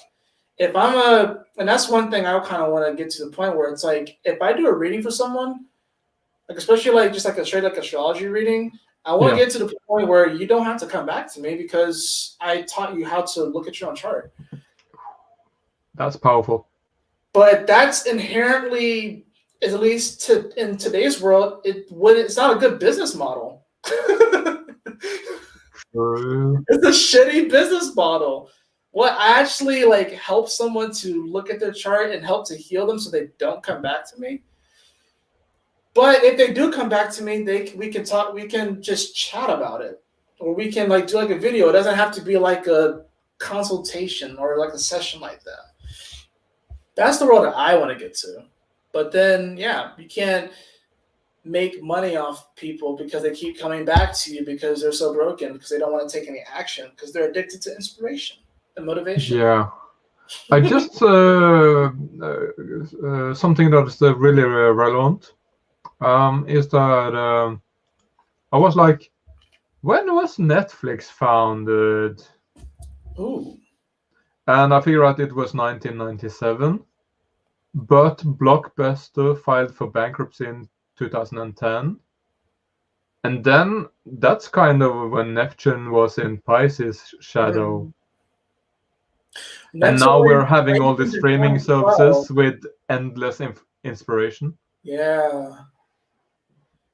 Well, Neptune went into Pisces in 2012, right? So Yeah, but did it go back to Aquarius or? At some point, it has to have, yeah. Yeah, but what was that after 2012 or before? Let's find out. Because I know it's retrograding. Yeah, I definitely retrograded. 2012. Let's And see. Like, Spotify came around at 2009, I think. yeah, so Neptune went into Pisces in January.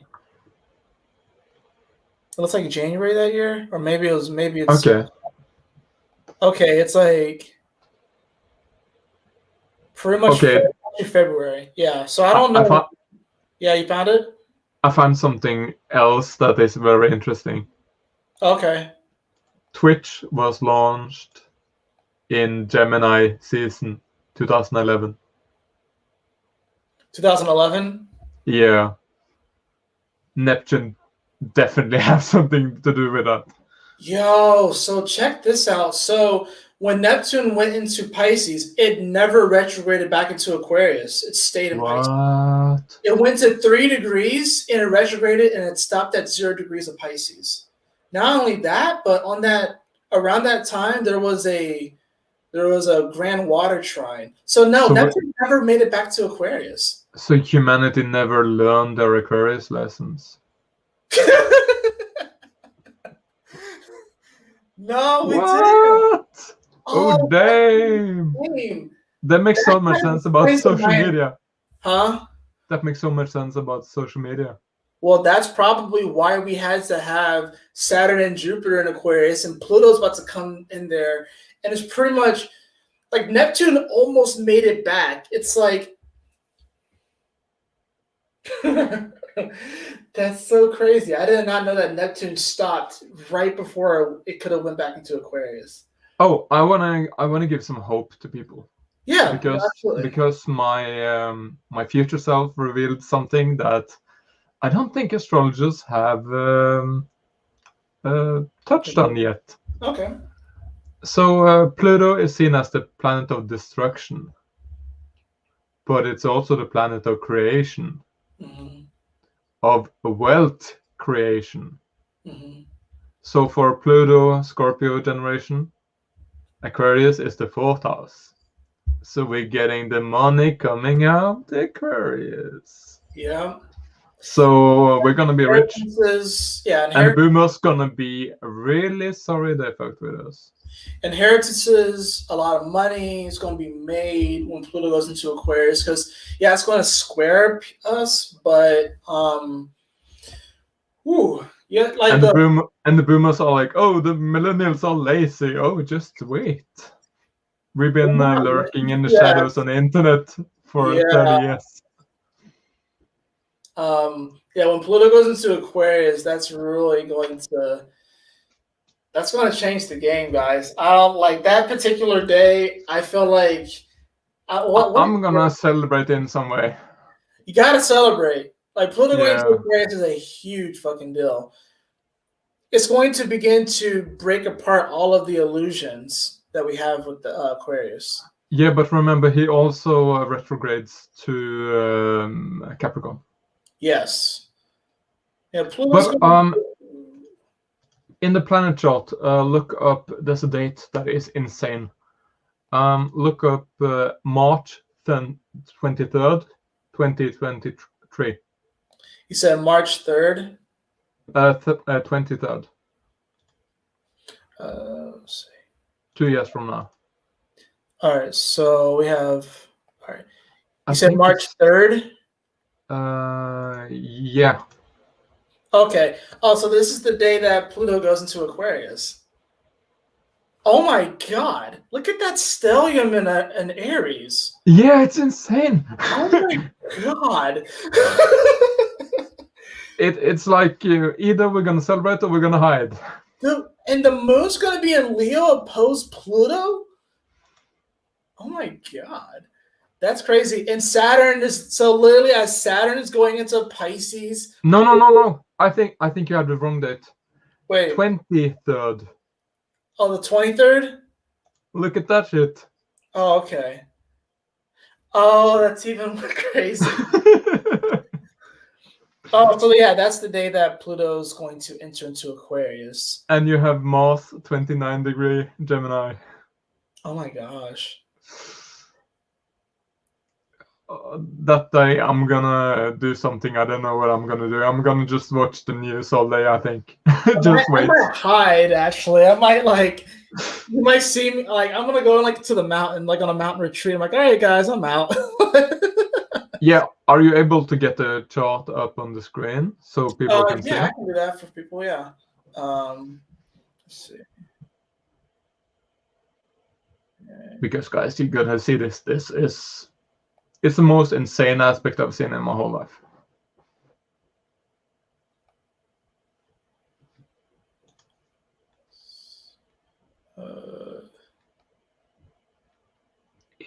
It's just insane. 2-8. Oh Lord, Mercury is on my midheaven that day. So can everyone see that? Yeah, they can. See that? Yeah. So yeah, March 3rd, 2023, Pluto will be at 0 degrees, 0 Aquarius. So that's gonna be the moment that goes in. Saturn's gonna be at 1 degree. Look at this, guys. Holy moly.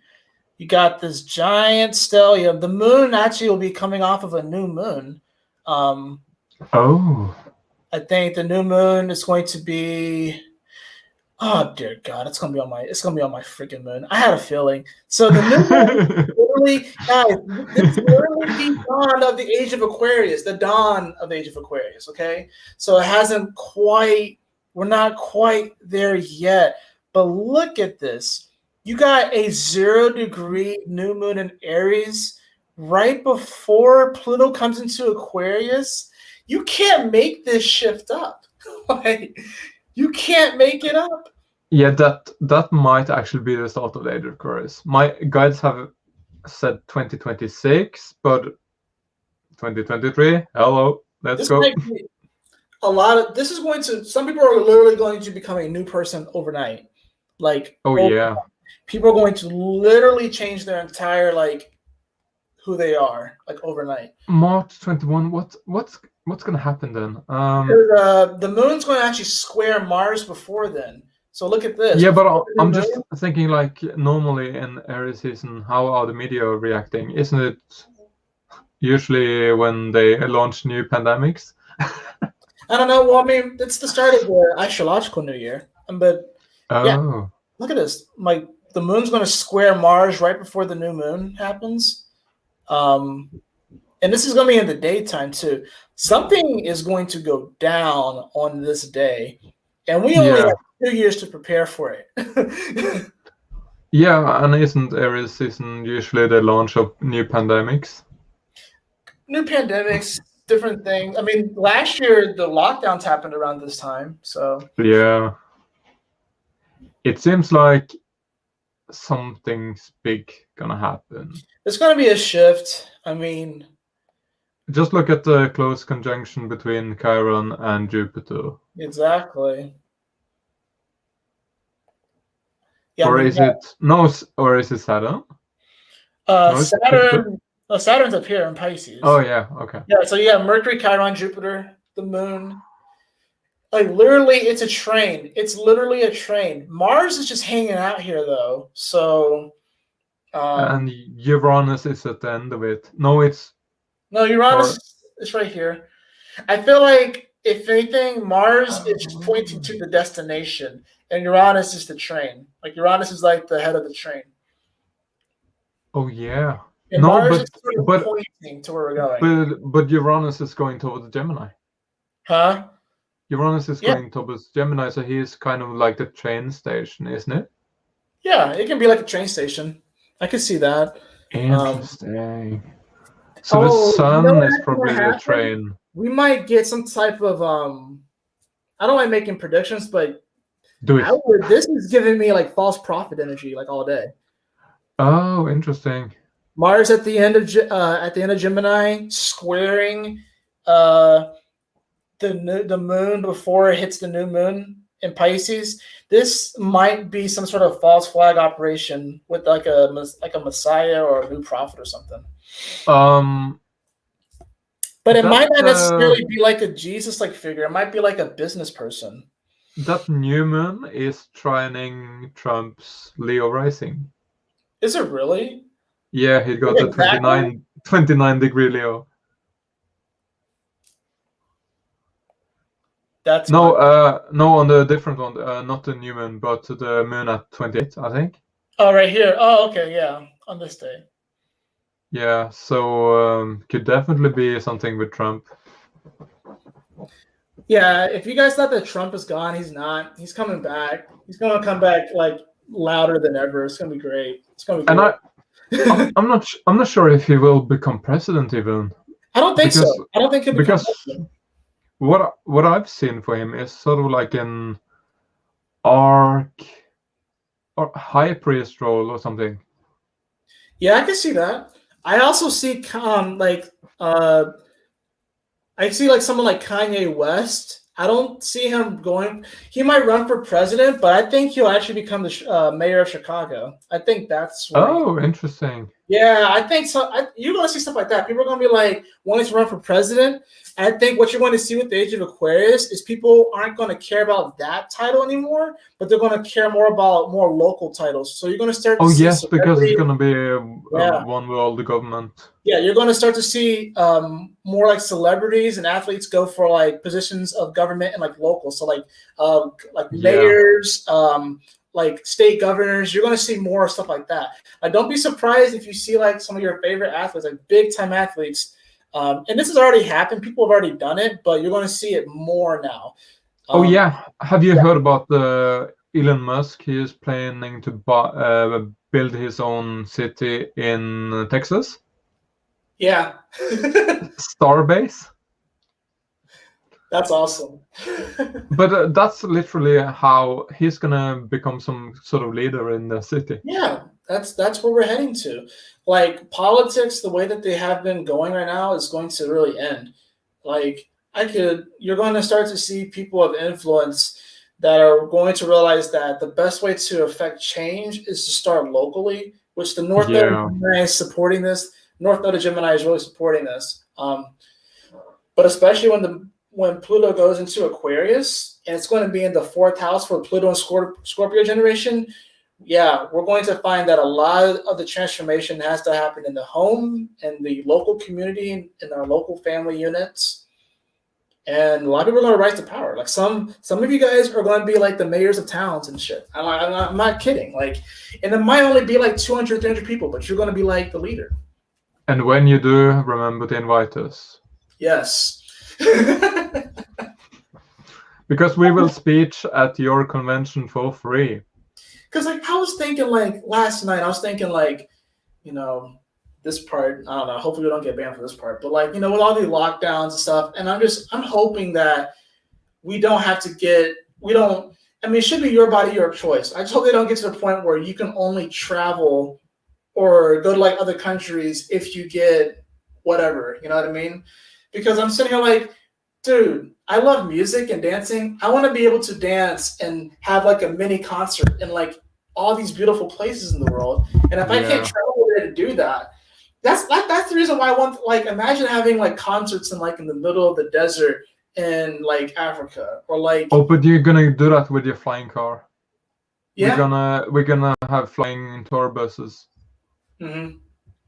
With DJ with DJ dance floor on top of the bus. Fine. Dude, it's good. But something I want to mention, because I just got 2 notifications on my phone, and both are synchronicities. Okay. The first one was a tarot reader that I'm watching. I don't want to give her any promo, but it was like, this is a good luck tarot reading.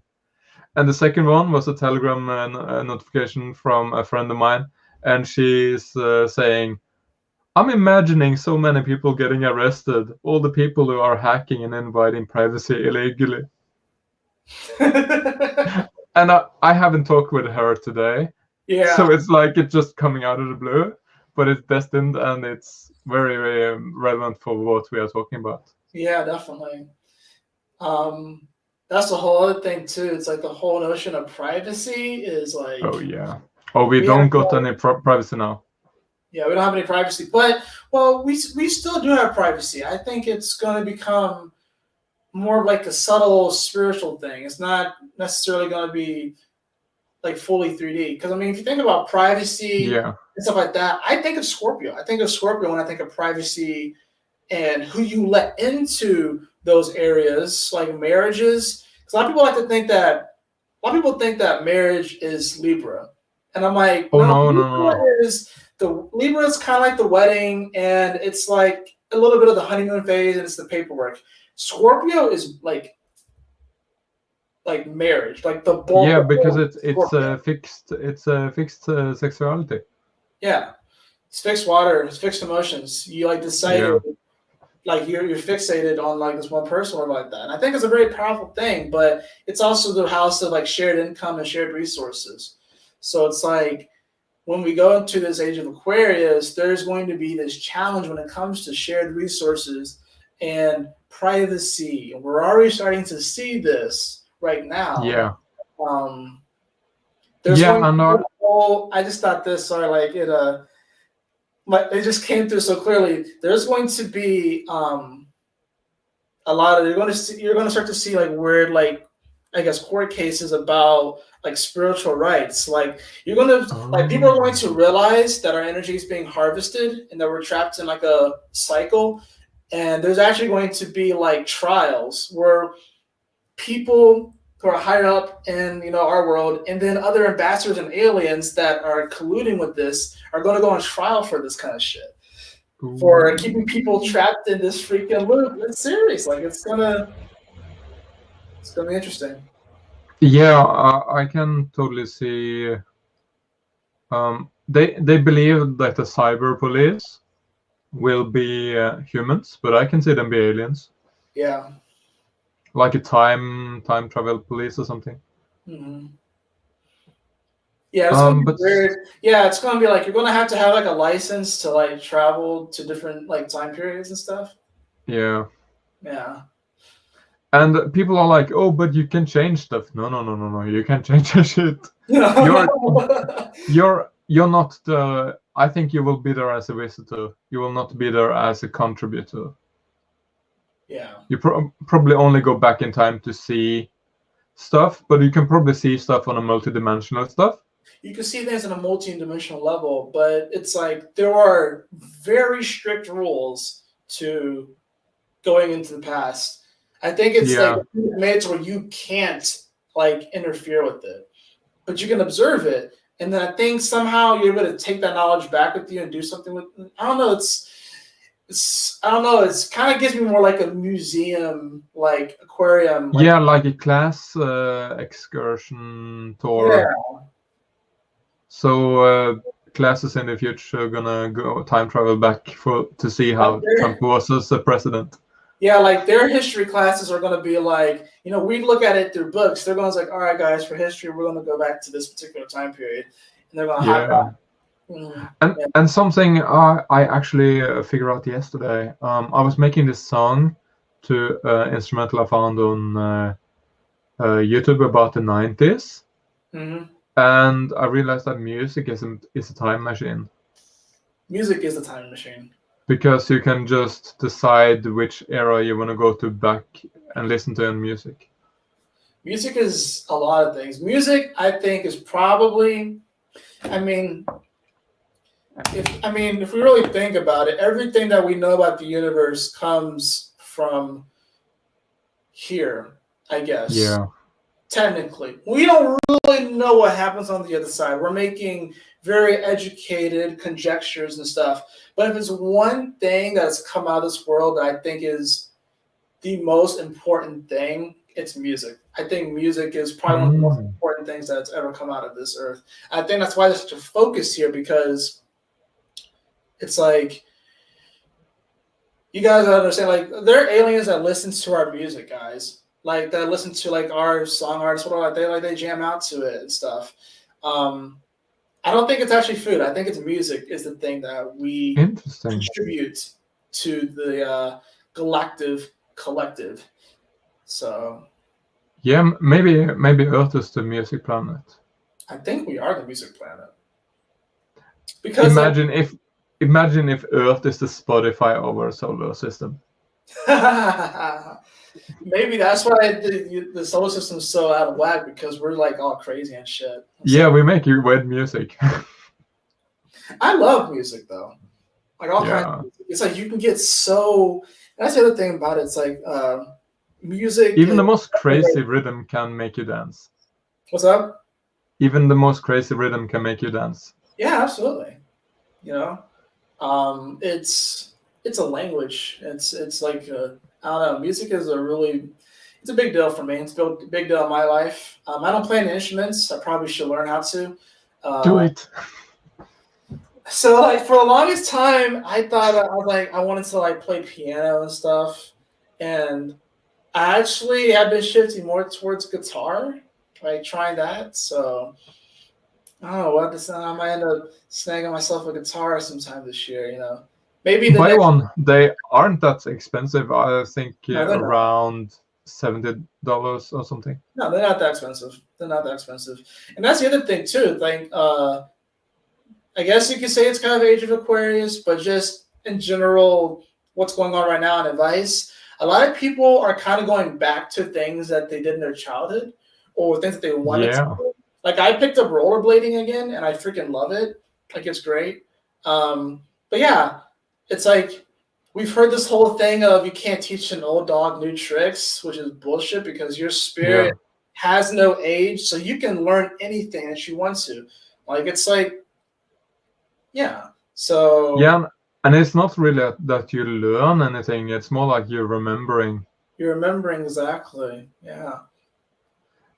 And something my guides recently have been like, "Hey, get on TikTok," and I'm like, "I can't dance." And they're like, "YouTube, go dance classes, let's go." And I'm like, my guys have been doing the same thing. It's like, you know, you're dancing in your apartment all the time, doing these interpretive dances, you know, to this electronic music. And I'm like, yeah, but if I do it on camera, they're not going to see what I'm seeing and feeling. You know what I mean? Like, for me, it's like I have like energy flowing around me, and it's like I need to get some of those light gloves, maybe or something. Oh yeah, because last night or something, I was doing an energy clearance for myself on in the bathroom. Yeah. And I was, for some reason, I did it with my eyes open. I usually don't do that. And I was like doing shit with my hands, and I'm like, if I put music to this is a TikTok dance. Yeah. So maybe we should start healing people through TikTok dances. That's actually a part of one of the services that I do want to bring, which I don't necessarily want to talk too much about it right now, but I do kind of it's like tuning. You know, you're tuning people up. Oh yeah. Yeah. So, and everyone can do this. Like everyone has like a biofield, like this energetic field around you. So it's like you can actually tune into your biofield and like heal things. It's like your vehicle. So your vehicle needs maintenance, but most people don't know how to heal it.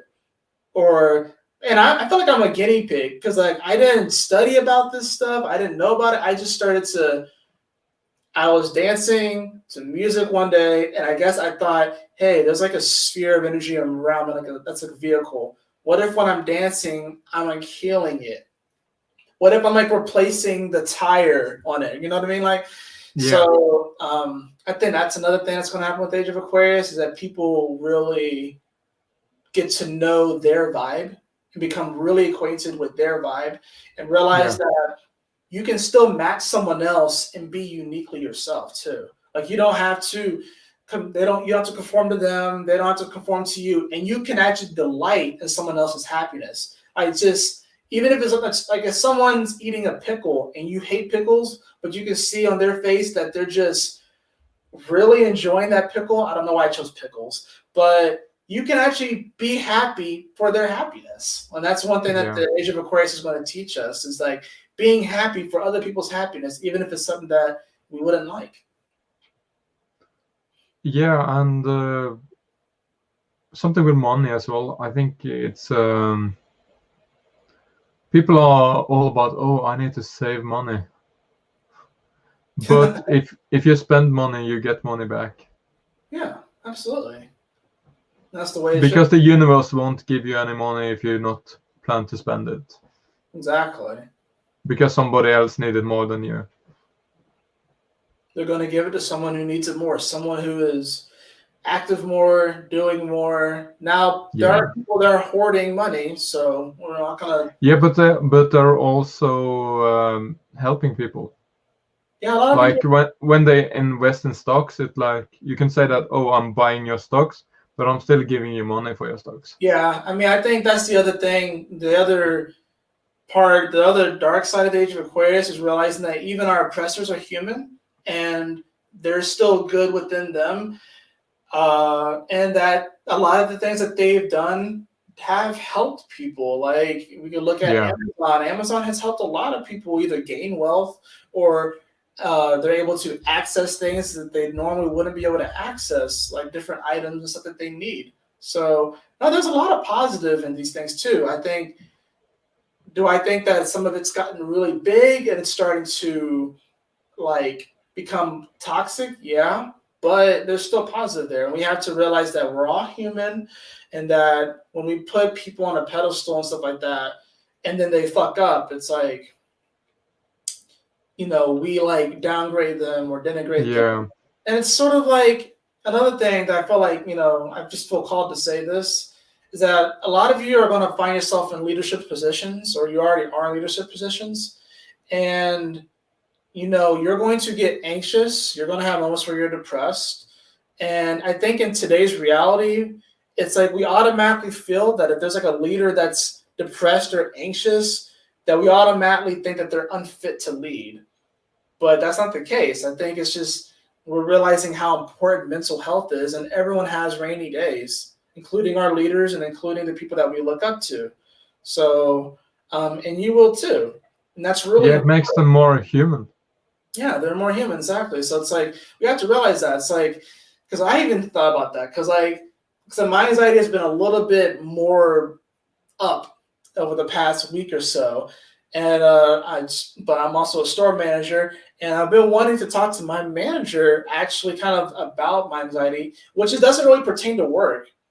It really doesn't. It's just sometimes life is crazy. I'm going through a Saturn return, and sometimes you just need to talk it out. But I haven't done it yet because I'm afraid there's a fear there that she's going to think that I'm unfit to be the store manager when that's not the case. It's just, sometimes you just got to talk it out with somebody. You're manifesting your anxiety. I know. I know. But something I wanted to say but forgot about.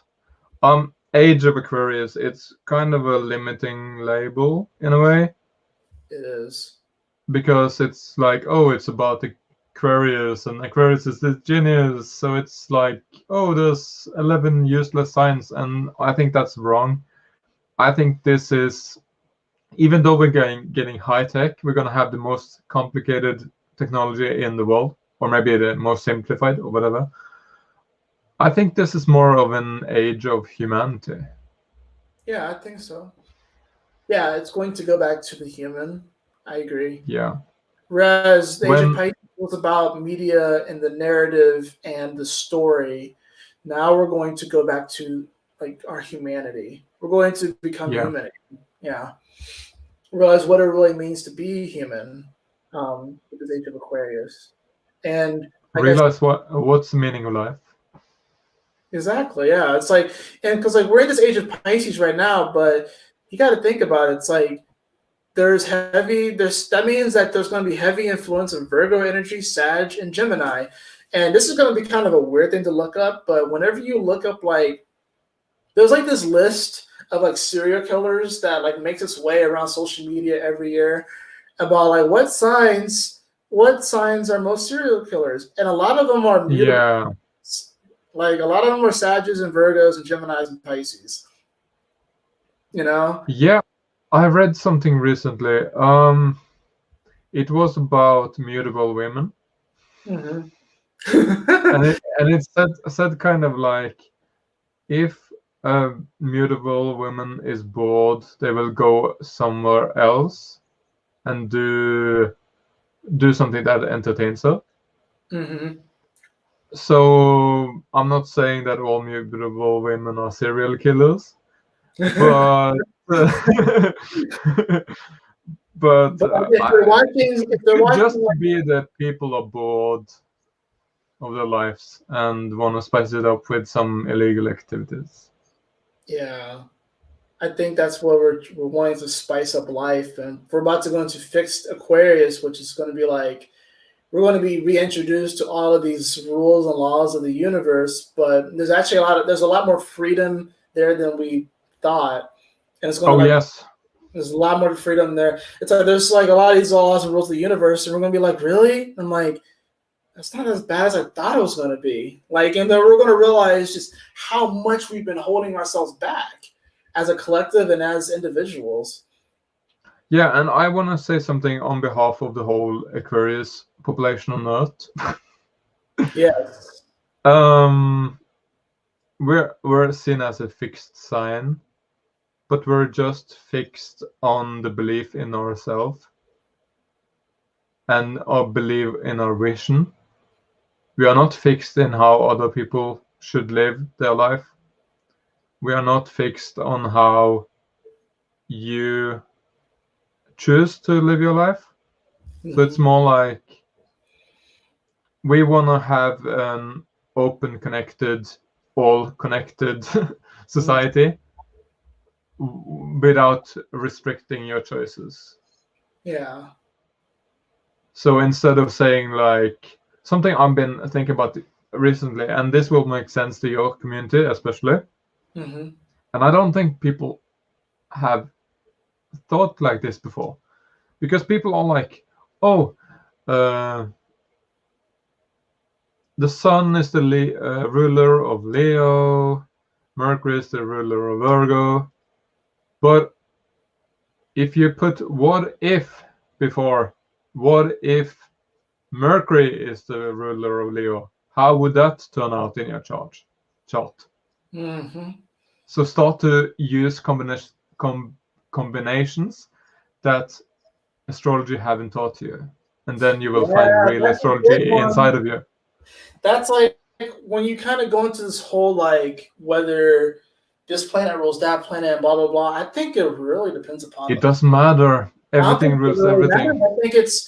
I think it's what I think it is that you have the space or like the backdrop that is the constant like the like Aquarius or Leo or whatever, and then you have like a planet that can kind of be like a focal point. But I think it's yeah, I don't think it necessarily means that the sun has to rule Leo. Maybe an aspect of Leo, and that's what comes through the most. But yeah, I can see that where Aquarius is going to be like the respecting of everyone's uniqueness and the respect of, I guess, if you had to put a label on it and stuff like that. But yeah, Aquarius, Individuality. spirituality, yeah, it's like, yeah, that's a whole. Yeah, and our individual We're going to purposes. really upgrade our understanding of astrology. That's for sure. Yeah, and I don't say that it's wrong to say that Sun rules Leo, but I think that if you say that Sun rules Leo, you kind of have 11 other aspects you haven't explored yet. Exactly. Yeah.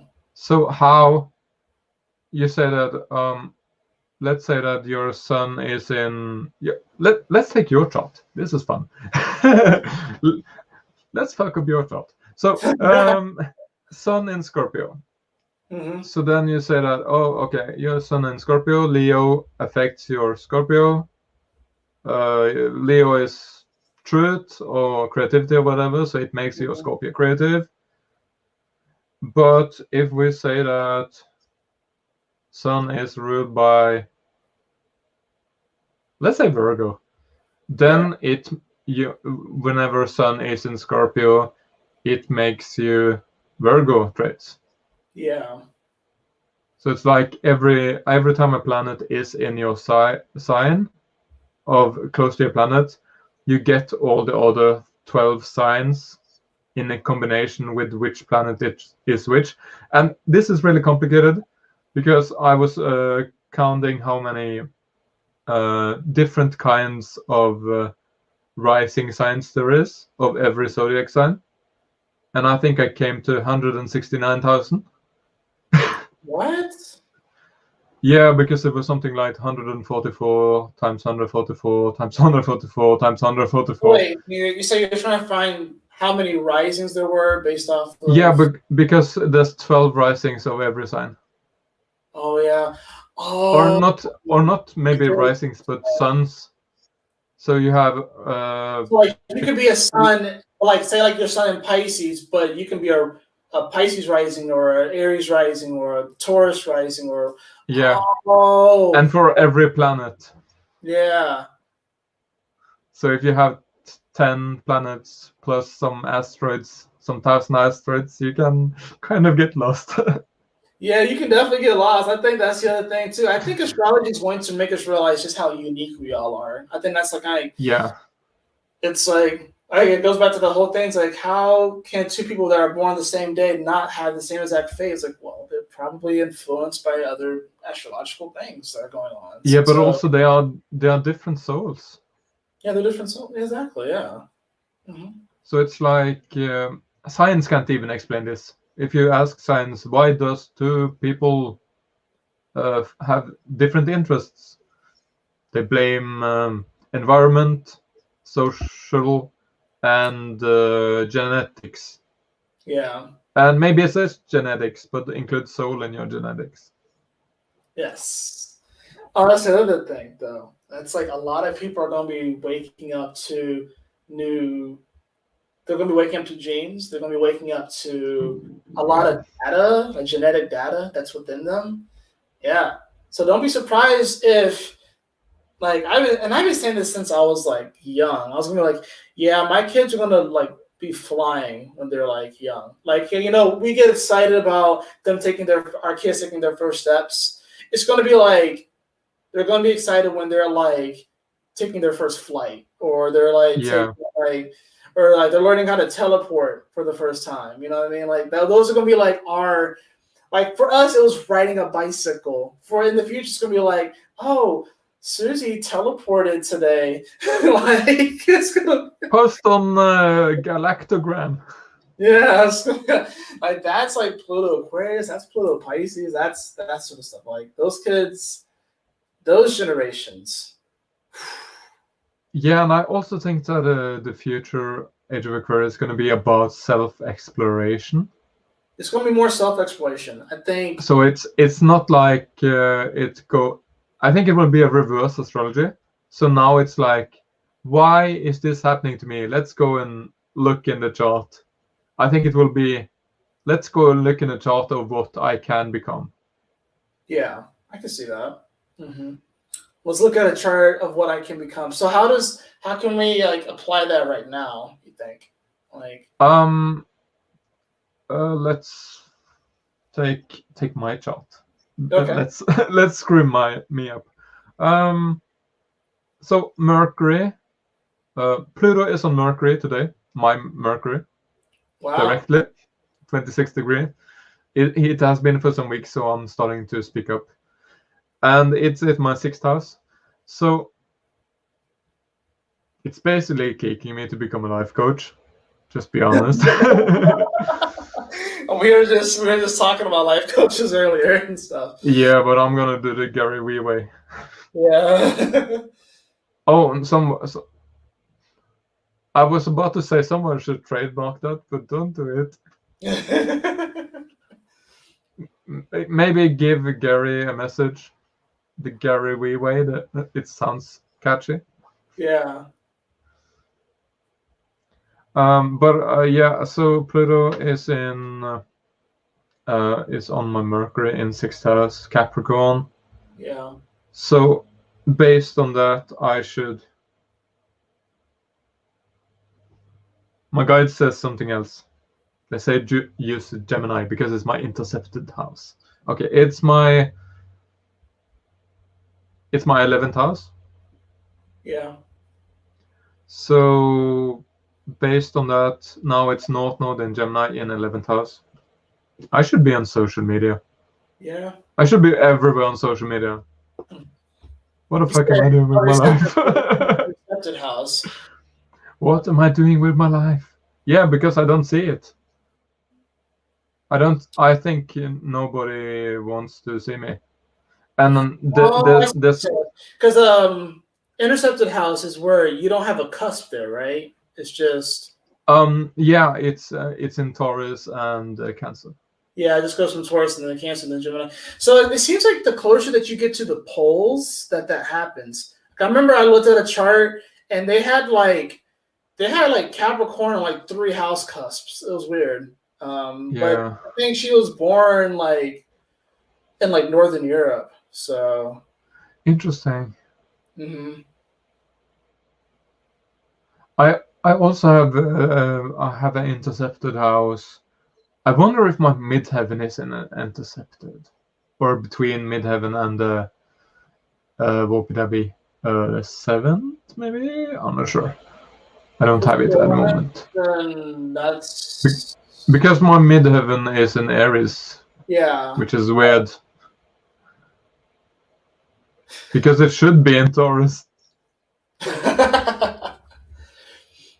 And midheaven in Aries is interesting. It's literally like, because that's Mars in Capricorn energy. Midheaven in Aries, it's like you're destined to kind of climb the mountain, you know. And I got Mars in Capricorn too. Yeah, so you have double down. So yeah, you actually are supposed to, I mean, and based off of, honestly, the way that you've been cranking out song and track after track and all these lyrics, it's like your worth ethic is like already there, you know. So it's like you're like, it's almost like you're kind of like the Gary V of like cranking out like this music right now. It seems like at this period of your life, I've kind of like I've noticed and observed you're just cranking out music. I'm sitting here like, damn, like I have Mars in the 12th house, so my Mars is drowning. It's like for me. No. You just use astrology to explain you. You want to use astrology to find you. Fine, yeah. So how can Mars in Scorpio 12th house help you? Well, Mars, it could be. I don't have to be drowning. I could just be surfing, or I could be swimming like really fast, whatever like that. You should start to do. You should start.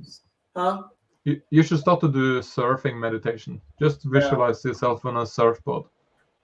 Yeah, that'd be kind of interesting, actually. Yeah. But I think when it comes to meditation, that's going to shift too. Like there's so many different kinds of meditation. Oh, take the phone and say, do you want to buy Bitcoin?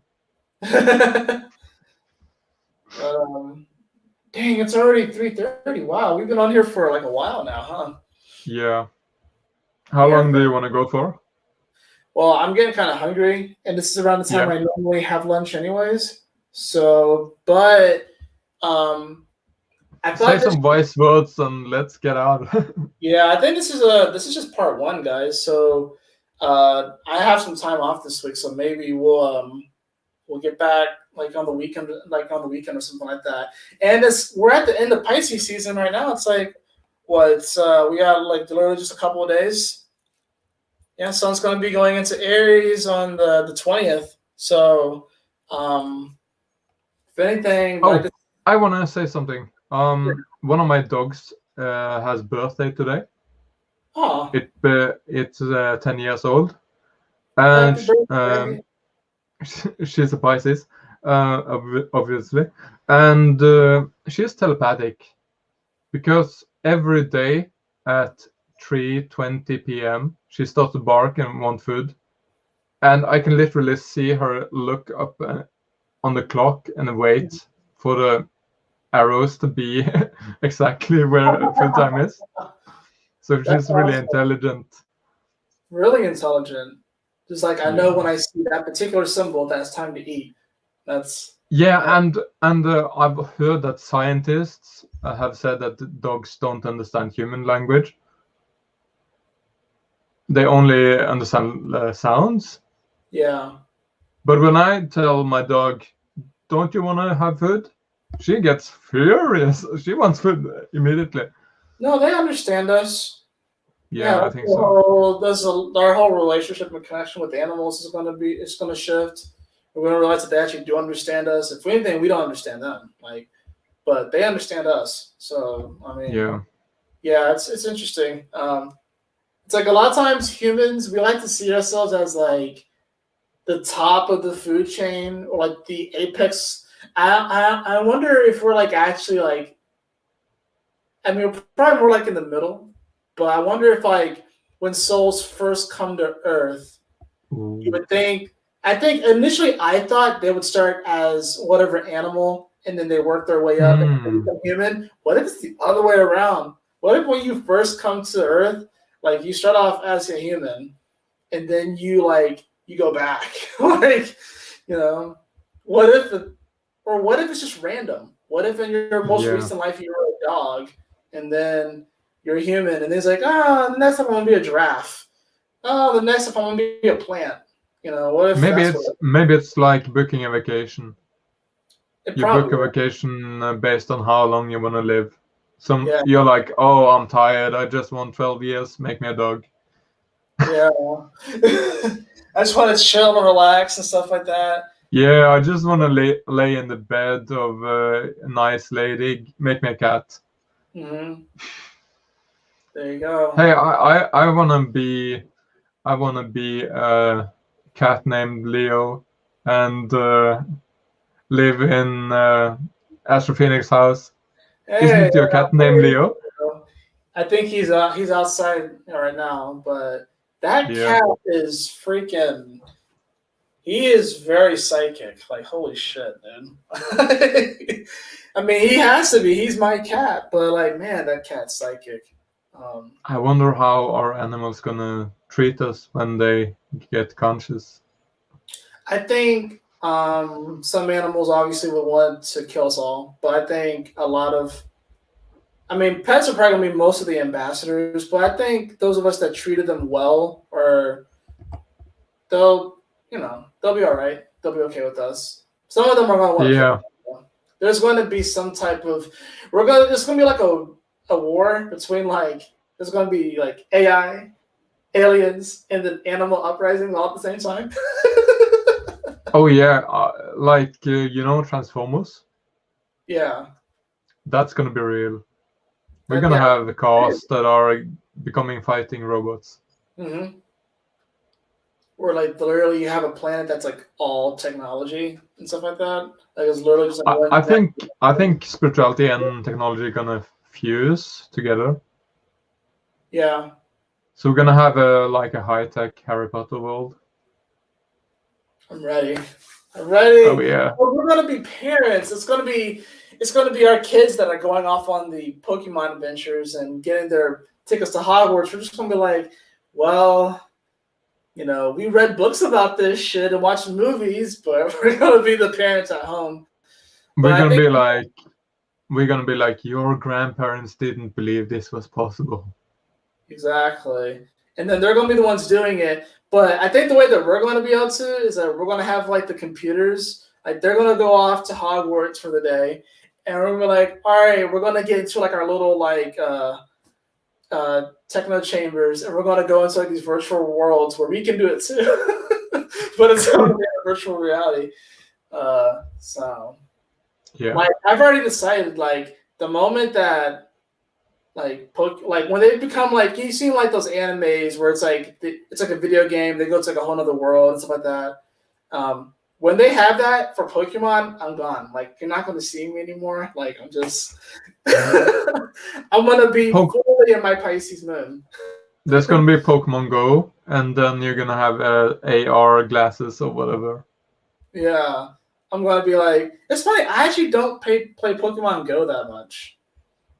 I did it the first year, but not since. But it's been pretty I've seen that it's multiple of, I think almost all 800 Pokemons are available. Yeah, I think all of them are available now, and you still see people play it all the time. So it's kind of cool. It's like Pokemon got really, really popular again, and it like stuck this time. Yeah, and now like people are buying Pokemon cards for millions. Dude, it's annoying. Dude, like I can't even go into the like Target or Walmart and get Pokemon cards because everyone's buying cards now. I started recollecting cards like 10 years ago when no one else cared, and then like now everyone's buying cards, and I'm like, I gotta like go online and buy them and shit if I wanted them. When I bought my cards, we usually use them to play with. So mine are not minted grade 10. No. Well, you're supposed to play with them. You're supposed to play with cards, you know? Yeah. But people are framing them and putting them on walls. It's just weird. It's almost like that's gonna sound bad, but it's like having a gun and not shooting it. You know what I mean? It's like even if you're not attending, like not that you should just go around just like shooting people, but going to like the gun range or something like that. But it's like having a glass, but then drinking or like juice out of the carton, like every single time. It's like having a car and not having the driving license. Yeah, like it defeats the purpose of it. So it's like, I mean that's kind of the way I see it. Like my cards, you know, some of them they have their sleeves on and everything like that. But that's another thing. I never really, when it came to Pokemon, I never really got involved into the community aspect of it. I never really like played trades as a kid. Or went to like Pokemon card tournaments. And even now with the internet, I don't do a lot of the online battling. I don't, but I want to. But I want to go more like something I might pick up because it's so revolutionary. Yeah. Is the Nintendo Switch. And Pokemon Snap 2. Yeah, I can't wait for that to come out. It's coming out soon. Yeah. Dude, the Nintendo Switch is probably one of my favorite systems that I've ever had. I mean, nice. I like the PS2. I love the PS2. A lot of OG classic games on there. I have a PS3. I don't have a PS4 or PS5, but the Nintendo Switch, I've been playing that more lately.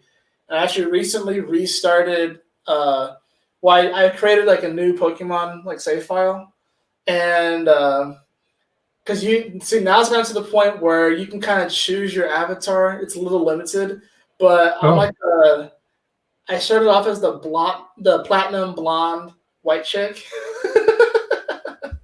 I was like, I want to be a white chick this time. So yeah, but isn't that kind of racist towards white? No, I'm just kidding. Well, here's the thing, though. You're going to see that when we start getting like these virtual cafes, and you get to pick your avatar when you go in there. You're going to have a bunch of people that are picking and being things and identities that they aren't in the real world. Then they're going to what is called VR chat? I think it's going to be like, if you thought catfishing was bad now, guys, wait until you're like in virtual cafes and you're speaking to someone, and then you meet them in real life, and they're like a complete like. They're an alien. They might be. They might actually be an alien too. Yeah, you know. with green tentacles. And you're a super striped Gemini dude. I could totally see that. I could see that like going to like a virtual cafe, you meet up with some hot chick or some hot dude, and then you go out, and then it's like 70-year-old like or like an alien, or it could be like something totally like way out of left field. People are gonna meet like, oh god, what if you went in there and then it's like your mom or it's like your cousin or something. Sweet Home Alabama. Sweet Home Alabama. But yeah, guys, there's a lot of great things coming with Age of Aquarius, and a lot of the shadows we are experiencing right now as far as like censorship and trying to control the narrative and the collective. And it's like, it's not even like the control tactics. Like they don't have to do that much now, but it's like mob rule. It's like the rule by the mob. So that's why a lot of people who like a lot of like spiritual people like so-called witches and stuff like that, people who practice magic, a lot of you guys were persecuted in past lives, and like now it's kind of happening again. So that's why a lot of you guys are probably getting triggered and you don't realize it, because they're like literal witch. They're like internet witch trials that are happening right now, and it's like, well, I don't want to get persecuted again. I got burned at the stake before. Well, I mean, you're not that gonna. fire sucks, man. Yeah, but I mean, this time you're not actually going to burn at the stake. I mean, you might. I mean, you might get kicked off like Trump did, but they're burning your social media avatar. Yeah, but that you're much more than that. We all are. And the fact that Trump went out in media and called it a witch trial or witch hunt from get-go. Yeah, I know the last time that Pluto was in this spot was like this. If you go back and look at the history with the witch trials, we're hitting all of those same energies again right now. And Pluto is Hades. Mm-hmm. Saturn is just a bitch. Kronos, I think some people say it's Kronos or Saturn's actually a woman, though, if we're going to be real about it. Yeah, so. I think so. I've heard Saturnia. Saturnia, yeah. Yeah, but something about it. Saturn and Pluto, when they met up in Capricorn, it's kind of like a death tax for humanity to pay back karma. Yeah. And now we're paying. Yeah. I mean, that's the thing. Yeah, you had Mars there too. So it's like Mars is like the henchman. They're like the foot soldier. Saturn is like the boss. And then Pluto is like the mob boss. It's like you need special clearance to even talk to Pluto. You have to go through Saturn first. But yeah, now they're kind of all like spreading out a little bit. Like Saturn's getting further away from Pluto, and like Mars is like way out there now. So it's like that influence that honestly a lot of the power struggle, a lot of the power structure is already like beginning to like split up. You're just feeling the repercussions of it now. And then of course you had Jupiter that came in here. That Jupiter kind of is similar to Mercury, as in like wherever Jupiter goes, Jupiter will kind of conform to that space, but wants to be the biggest. Yeah. Gemini will just like wherever they go, they'll kind of fit in, but they won't necessarily want to stand out. Jupiter wants to stand out. Like if like Jupiter is like, all right, I'm gonna go live in France and do what French people do. They're going to take it and like amplify it. Whereas Gemini would just they would assimilate, but they wouldn't try and make any waves. Not necessarily.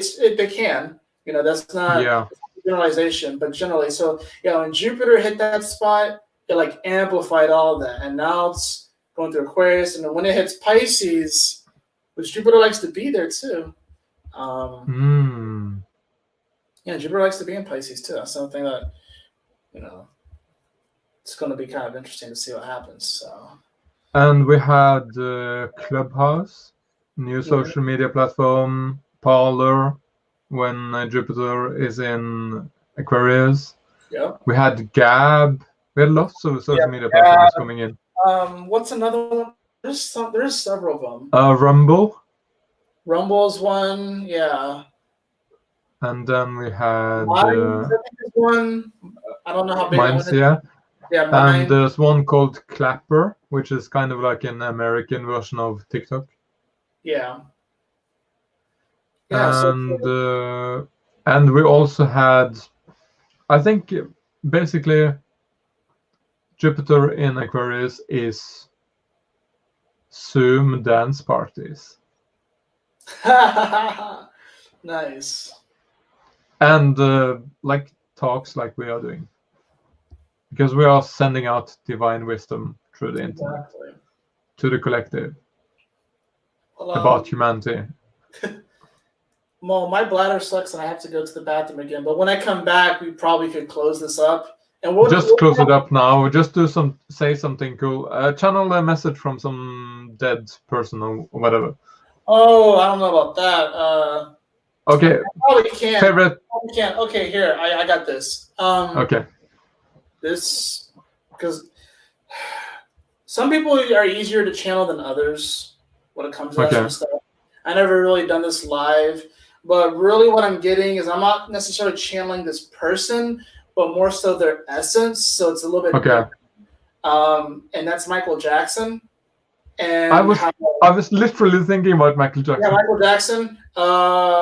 We are all in this together. So no matter what definition that you want to put on yourself and what label do you want to put on yourself, how you want to define yourself as, what you want to be called as, I'm not saying that it's bad or wrong, but regardless of whatever that is, we're all in this together. So we got to figure out a way to make this work.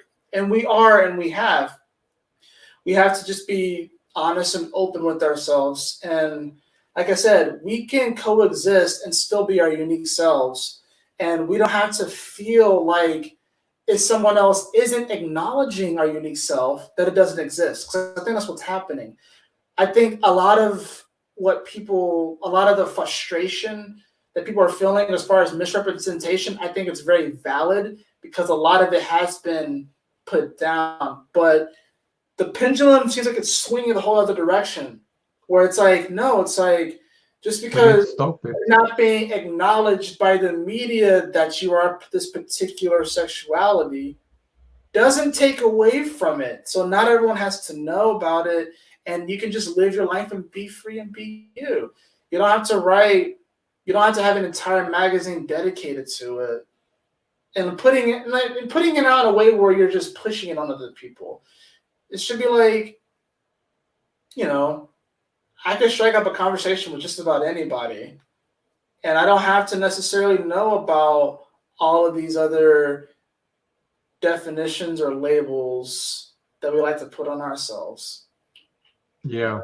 So, I mean, we're all in this together. I think that's what Michael Jackson really was here to teach us, is that we're all in this together and we all can be united. And because he had a very youthful energy, and his youth was it was a different kind of youth than pretty much anyone else around him, I'm sure. So he spent his whole life trying to probably relate to people, but it's hard to relate when you have such a very unique and different childhood. So he was like a child in a grown-up body, and like he really wanted to show that we're all in this together and that we all can make this world a better place. It starts with you. I think that's what he taught. So yeah, that's what I got for you. Me and you and Pokemon. Freaking have I got my great ball right here. So yeah. Oh, you know what we should do? So the way we can end it, we can do this. Am I sensing some tarot cards? Yeah, I actually was going to use my astrology dice. Okay. I like the astrology dice. Yeah, I'm gonna grab some cards.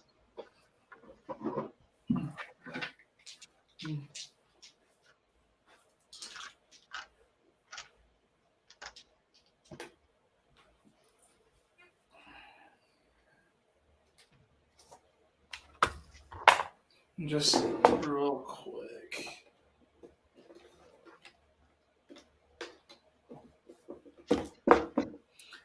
And you guys can see that, right? Okay. Yep. Awesome. How many are you going to do? 3? It's 3. So one's going to be a planet, one's going to be the house, and one is going to be the sign. So I'm going to do 1 card for each of the dice, and then that's going to be the energy adding into it. Gotcha. All right. So Are we defining the future, or what are we defining? I think what we're doing is this is going to give us a snapshot into this current energy. I think it's really going to be more so the shifting of the Pisces season to Aries season and what we can initiate. Okay. Yeah, I think that'll be good. Yeah, something practical people can use. All right, so the first dice that I'm rolling is actually going to be the house. So. Okay. I got the 9th house. Got the 9th house. I got fire and passion. Fire and passion. Yep. I mean, 9th house is naturally ruled by Sagittarius, fire and passion, but what do you believe in? You know, and the South Node is there right now, so there can be people trying to control your belief. Or people need to download the passion from the universe. People need to what? Download the passion from the universe. Yeah. Because it's written in the stars. You just have to grab it. All right, so the next dice I'm rolling is going to be the sign. I got Taurus, of course. Taurus. I got Pentacle, respect. Respect? Yeah. Nice. Respecting other people's beliefs, realizing your true value, your true worth. Yeah, respecting yourself as well. Yeah, Uranus is in Taurus too, so there's a lot of focus on the collective. And then the last... Respect Uranus. Look at that. We got Saturn. Ooh, okay. I'll be right back. Hold on.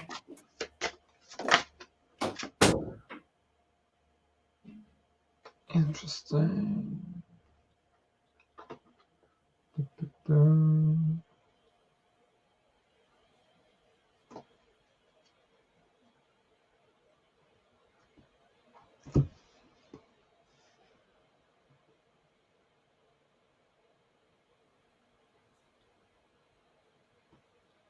It wasn't supposed to be this long, I think. We just go. I hope you have a great time if you're watching this on replay or live. That's crazy. Saturn and the 9th house in Taurus. Like, I got a card called Watchtower of the West. Watchtower of the West? Yeah, and it says autumn. So I'm gonna channel something because I don't know what it means. You said autumn? Yeah, so fall. Oh, well, I mean, you think about it, Sagittarius, which is the 9th house, is the last sign for the fall, for autumn. At least in the northern hemisphere. And we have the 9th house here, so. It feels like what you are planning right now in your life, you may not see the fruits at the moment, but we have to plant the seeds now and harvest our dreams in the fall. I agree. I think and that's exactly what this is. We're going from Pisces to Aries, so we're going into the springtime. This is the time to plant our seeds, you know? And we got the Taurus energy here. We have Saturn. So there's some slower energies here. There's some hard work and some building. But you have the 9th house, which is like where you celebrate. You know, it's the holiday season. You know, even though Christmas isn't Capricorn season, but it's the holidays. So this is Pisces season. These last few days, take time to cleanse. Take time to switch up your space, switch up your energy. But once Aries season hits, this energy is going to be ripe for whatever you want to get done. You can do it. It's the action. Take some action. Like, I think that's one thing I know for me, a lot of spiritual people, is that a lot of us are secretly the laziest people in the world. And we try and find hacks. We try and find hacks to like spiritual progress. But I think action is going to be really important. So, but yeah. I just looked at the clock and it said 2:44:44. 2:44:44. Yeah. Nice. All right. Well, it's like 4 o'clock here, and I haven't eaten anything, so I'm gonna go get some food. Go eat. Yeah. So And bless your food before you eat. exactly. I hope that. I wonder if people still do that. I know I still do it, but yeah, that's really important too. And Yeah, you can literally eat ice cream and program it to make you thin. yeah, you can. Now it's easier to program like celery to do that, but you can do it with Yeah. other things as well. Yeah. So yeah, it's definitely possible. And don't feel bad for what you eat, because your bad thoughts become bad body image. Yeah. So it's gonna be a lot. It's a lot of checks and balances and working through things. But so we're all in this together, and we really can create a more beautiful world. But yeah, we're going to talk more about this topic about the age of Aquarius. We kind of went all over the place. Yeah, but I think we came back just like a Pisces. Yeah, I think so.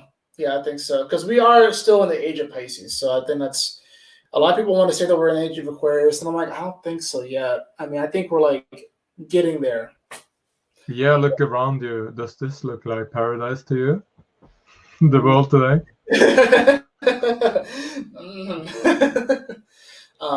But it's like, honestly, it's like we wouldn't, like, we've never physically met, but I feel like you're like a brother to me, and it's like you're all the way Yeah, over same. in Norway, and I'm here in Atlanta, Georgia, in the United States. But this is very Age of Aquarius right here. This is like super Age of Aquarius, and what's funny is that this is like compared to what we're going to see in like 150 years. This is very elementary. We'll be able to like literally teleport to each other. Then. So That's gonna be crazy. Imagine like, you can't teleport to me because I haven't cleaned my room yet. I know, right? Like you're gonna, instead of like going to hang out at your favorite restaurant with your friends, you're like, hey, I want to go to the Grand Canyon. Let's just go, and then Yeah. like, hey, let's go. Instead of asking your boss if you can take a week off, it's gonna be like, hey, can I have 3 seconds to get to the Grand Canyon? I know, right? That's all you need. It's like people on their break. Yeah, it's like on their break they're gonna go to like. Hey boss, I need to go 3 seconds before we are off today. Can I please have 3 seconds? All right.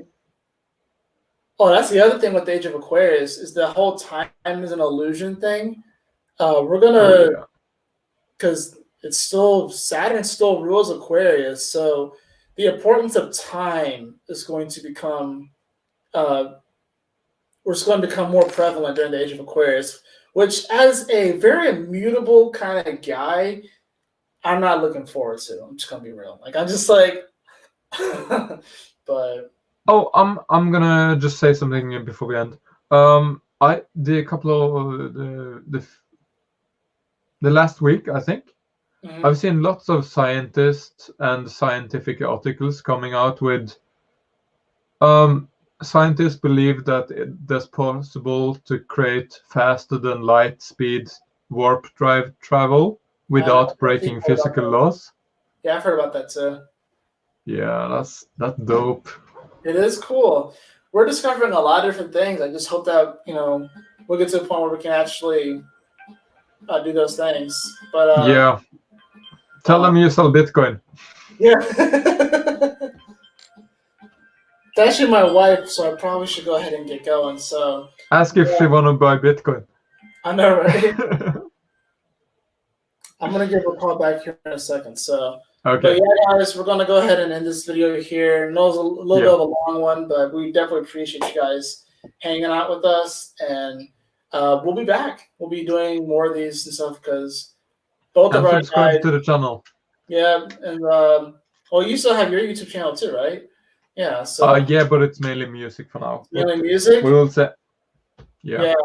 Well, I mean, this dude has awesome music, guys. So if you haven't followed him already, at least on SoundCloud, We could put your SoundCloud like in the comments or something like that. Like this dude's like his music is awesome. It's very healing. It's very magical. You'll enjoy it. So, but yeah, like, share, and subscribe to this video if you really enjoyed it, and we'll definitely be back with more of these. And because both of our guys want us to increase our social media presence, so I know I've been stubborn with it, but Pluto's kicking our ass, and it's time to get to action. Yep. But anyways, guys, thanks for joining, and we'll see you all in the very near future. Peace, guys. And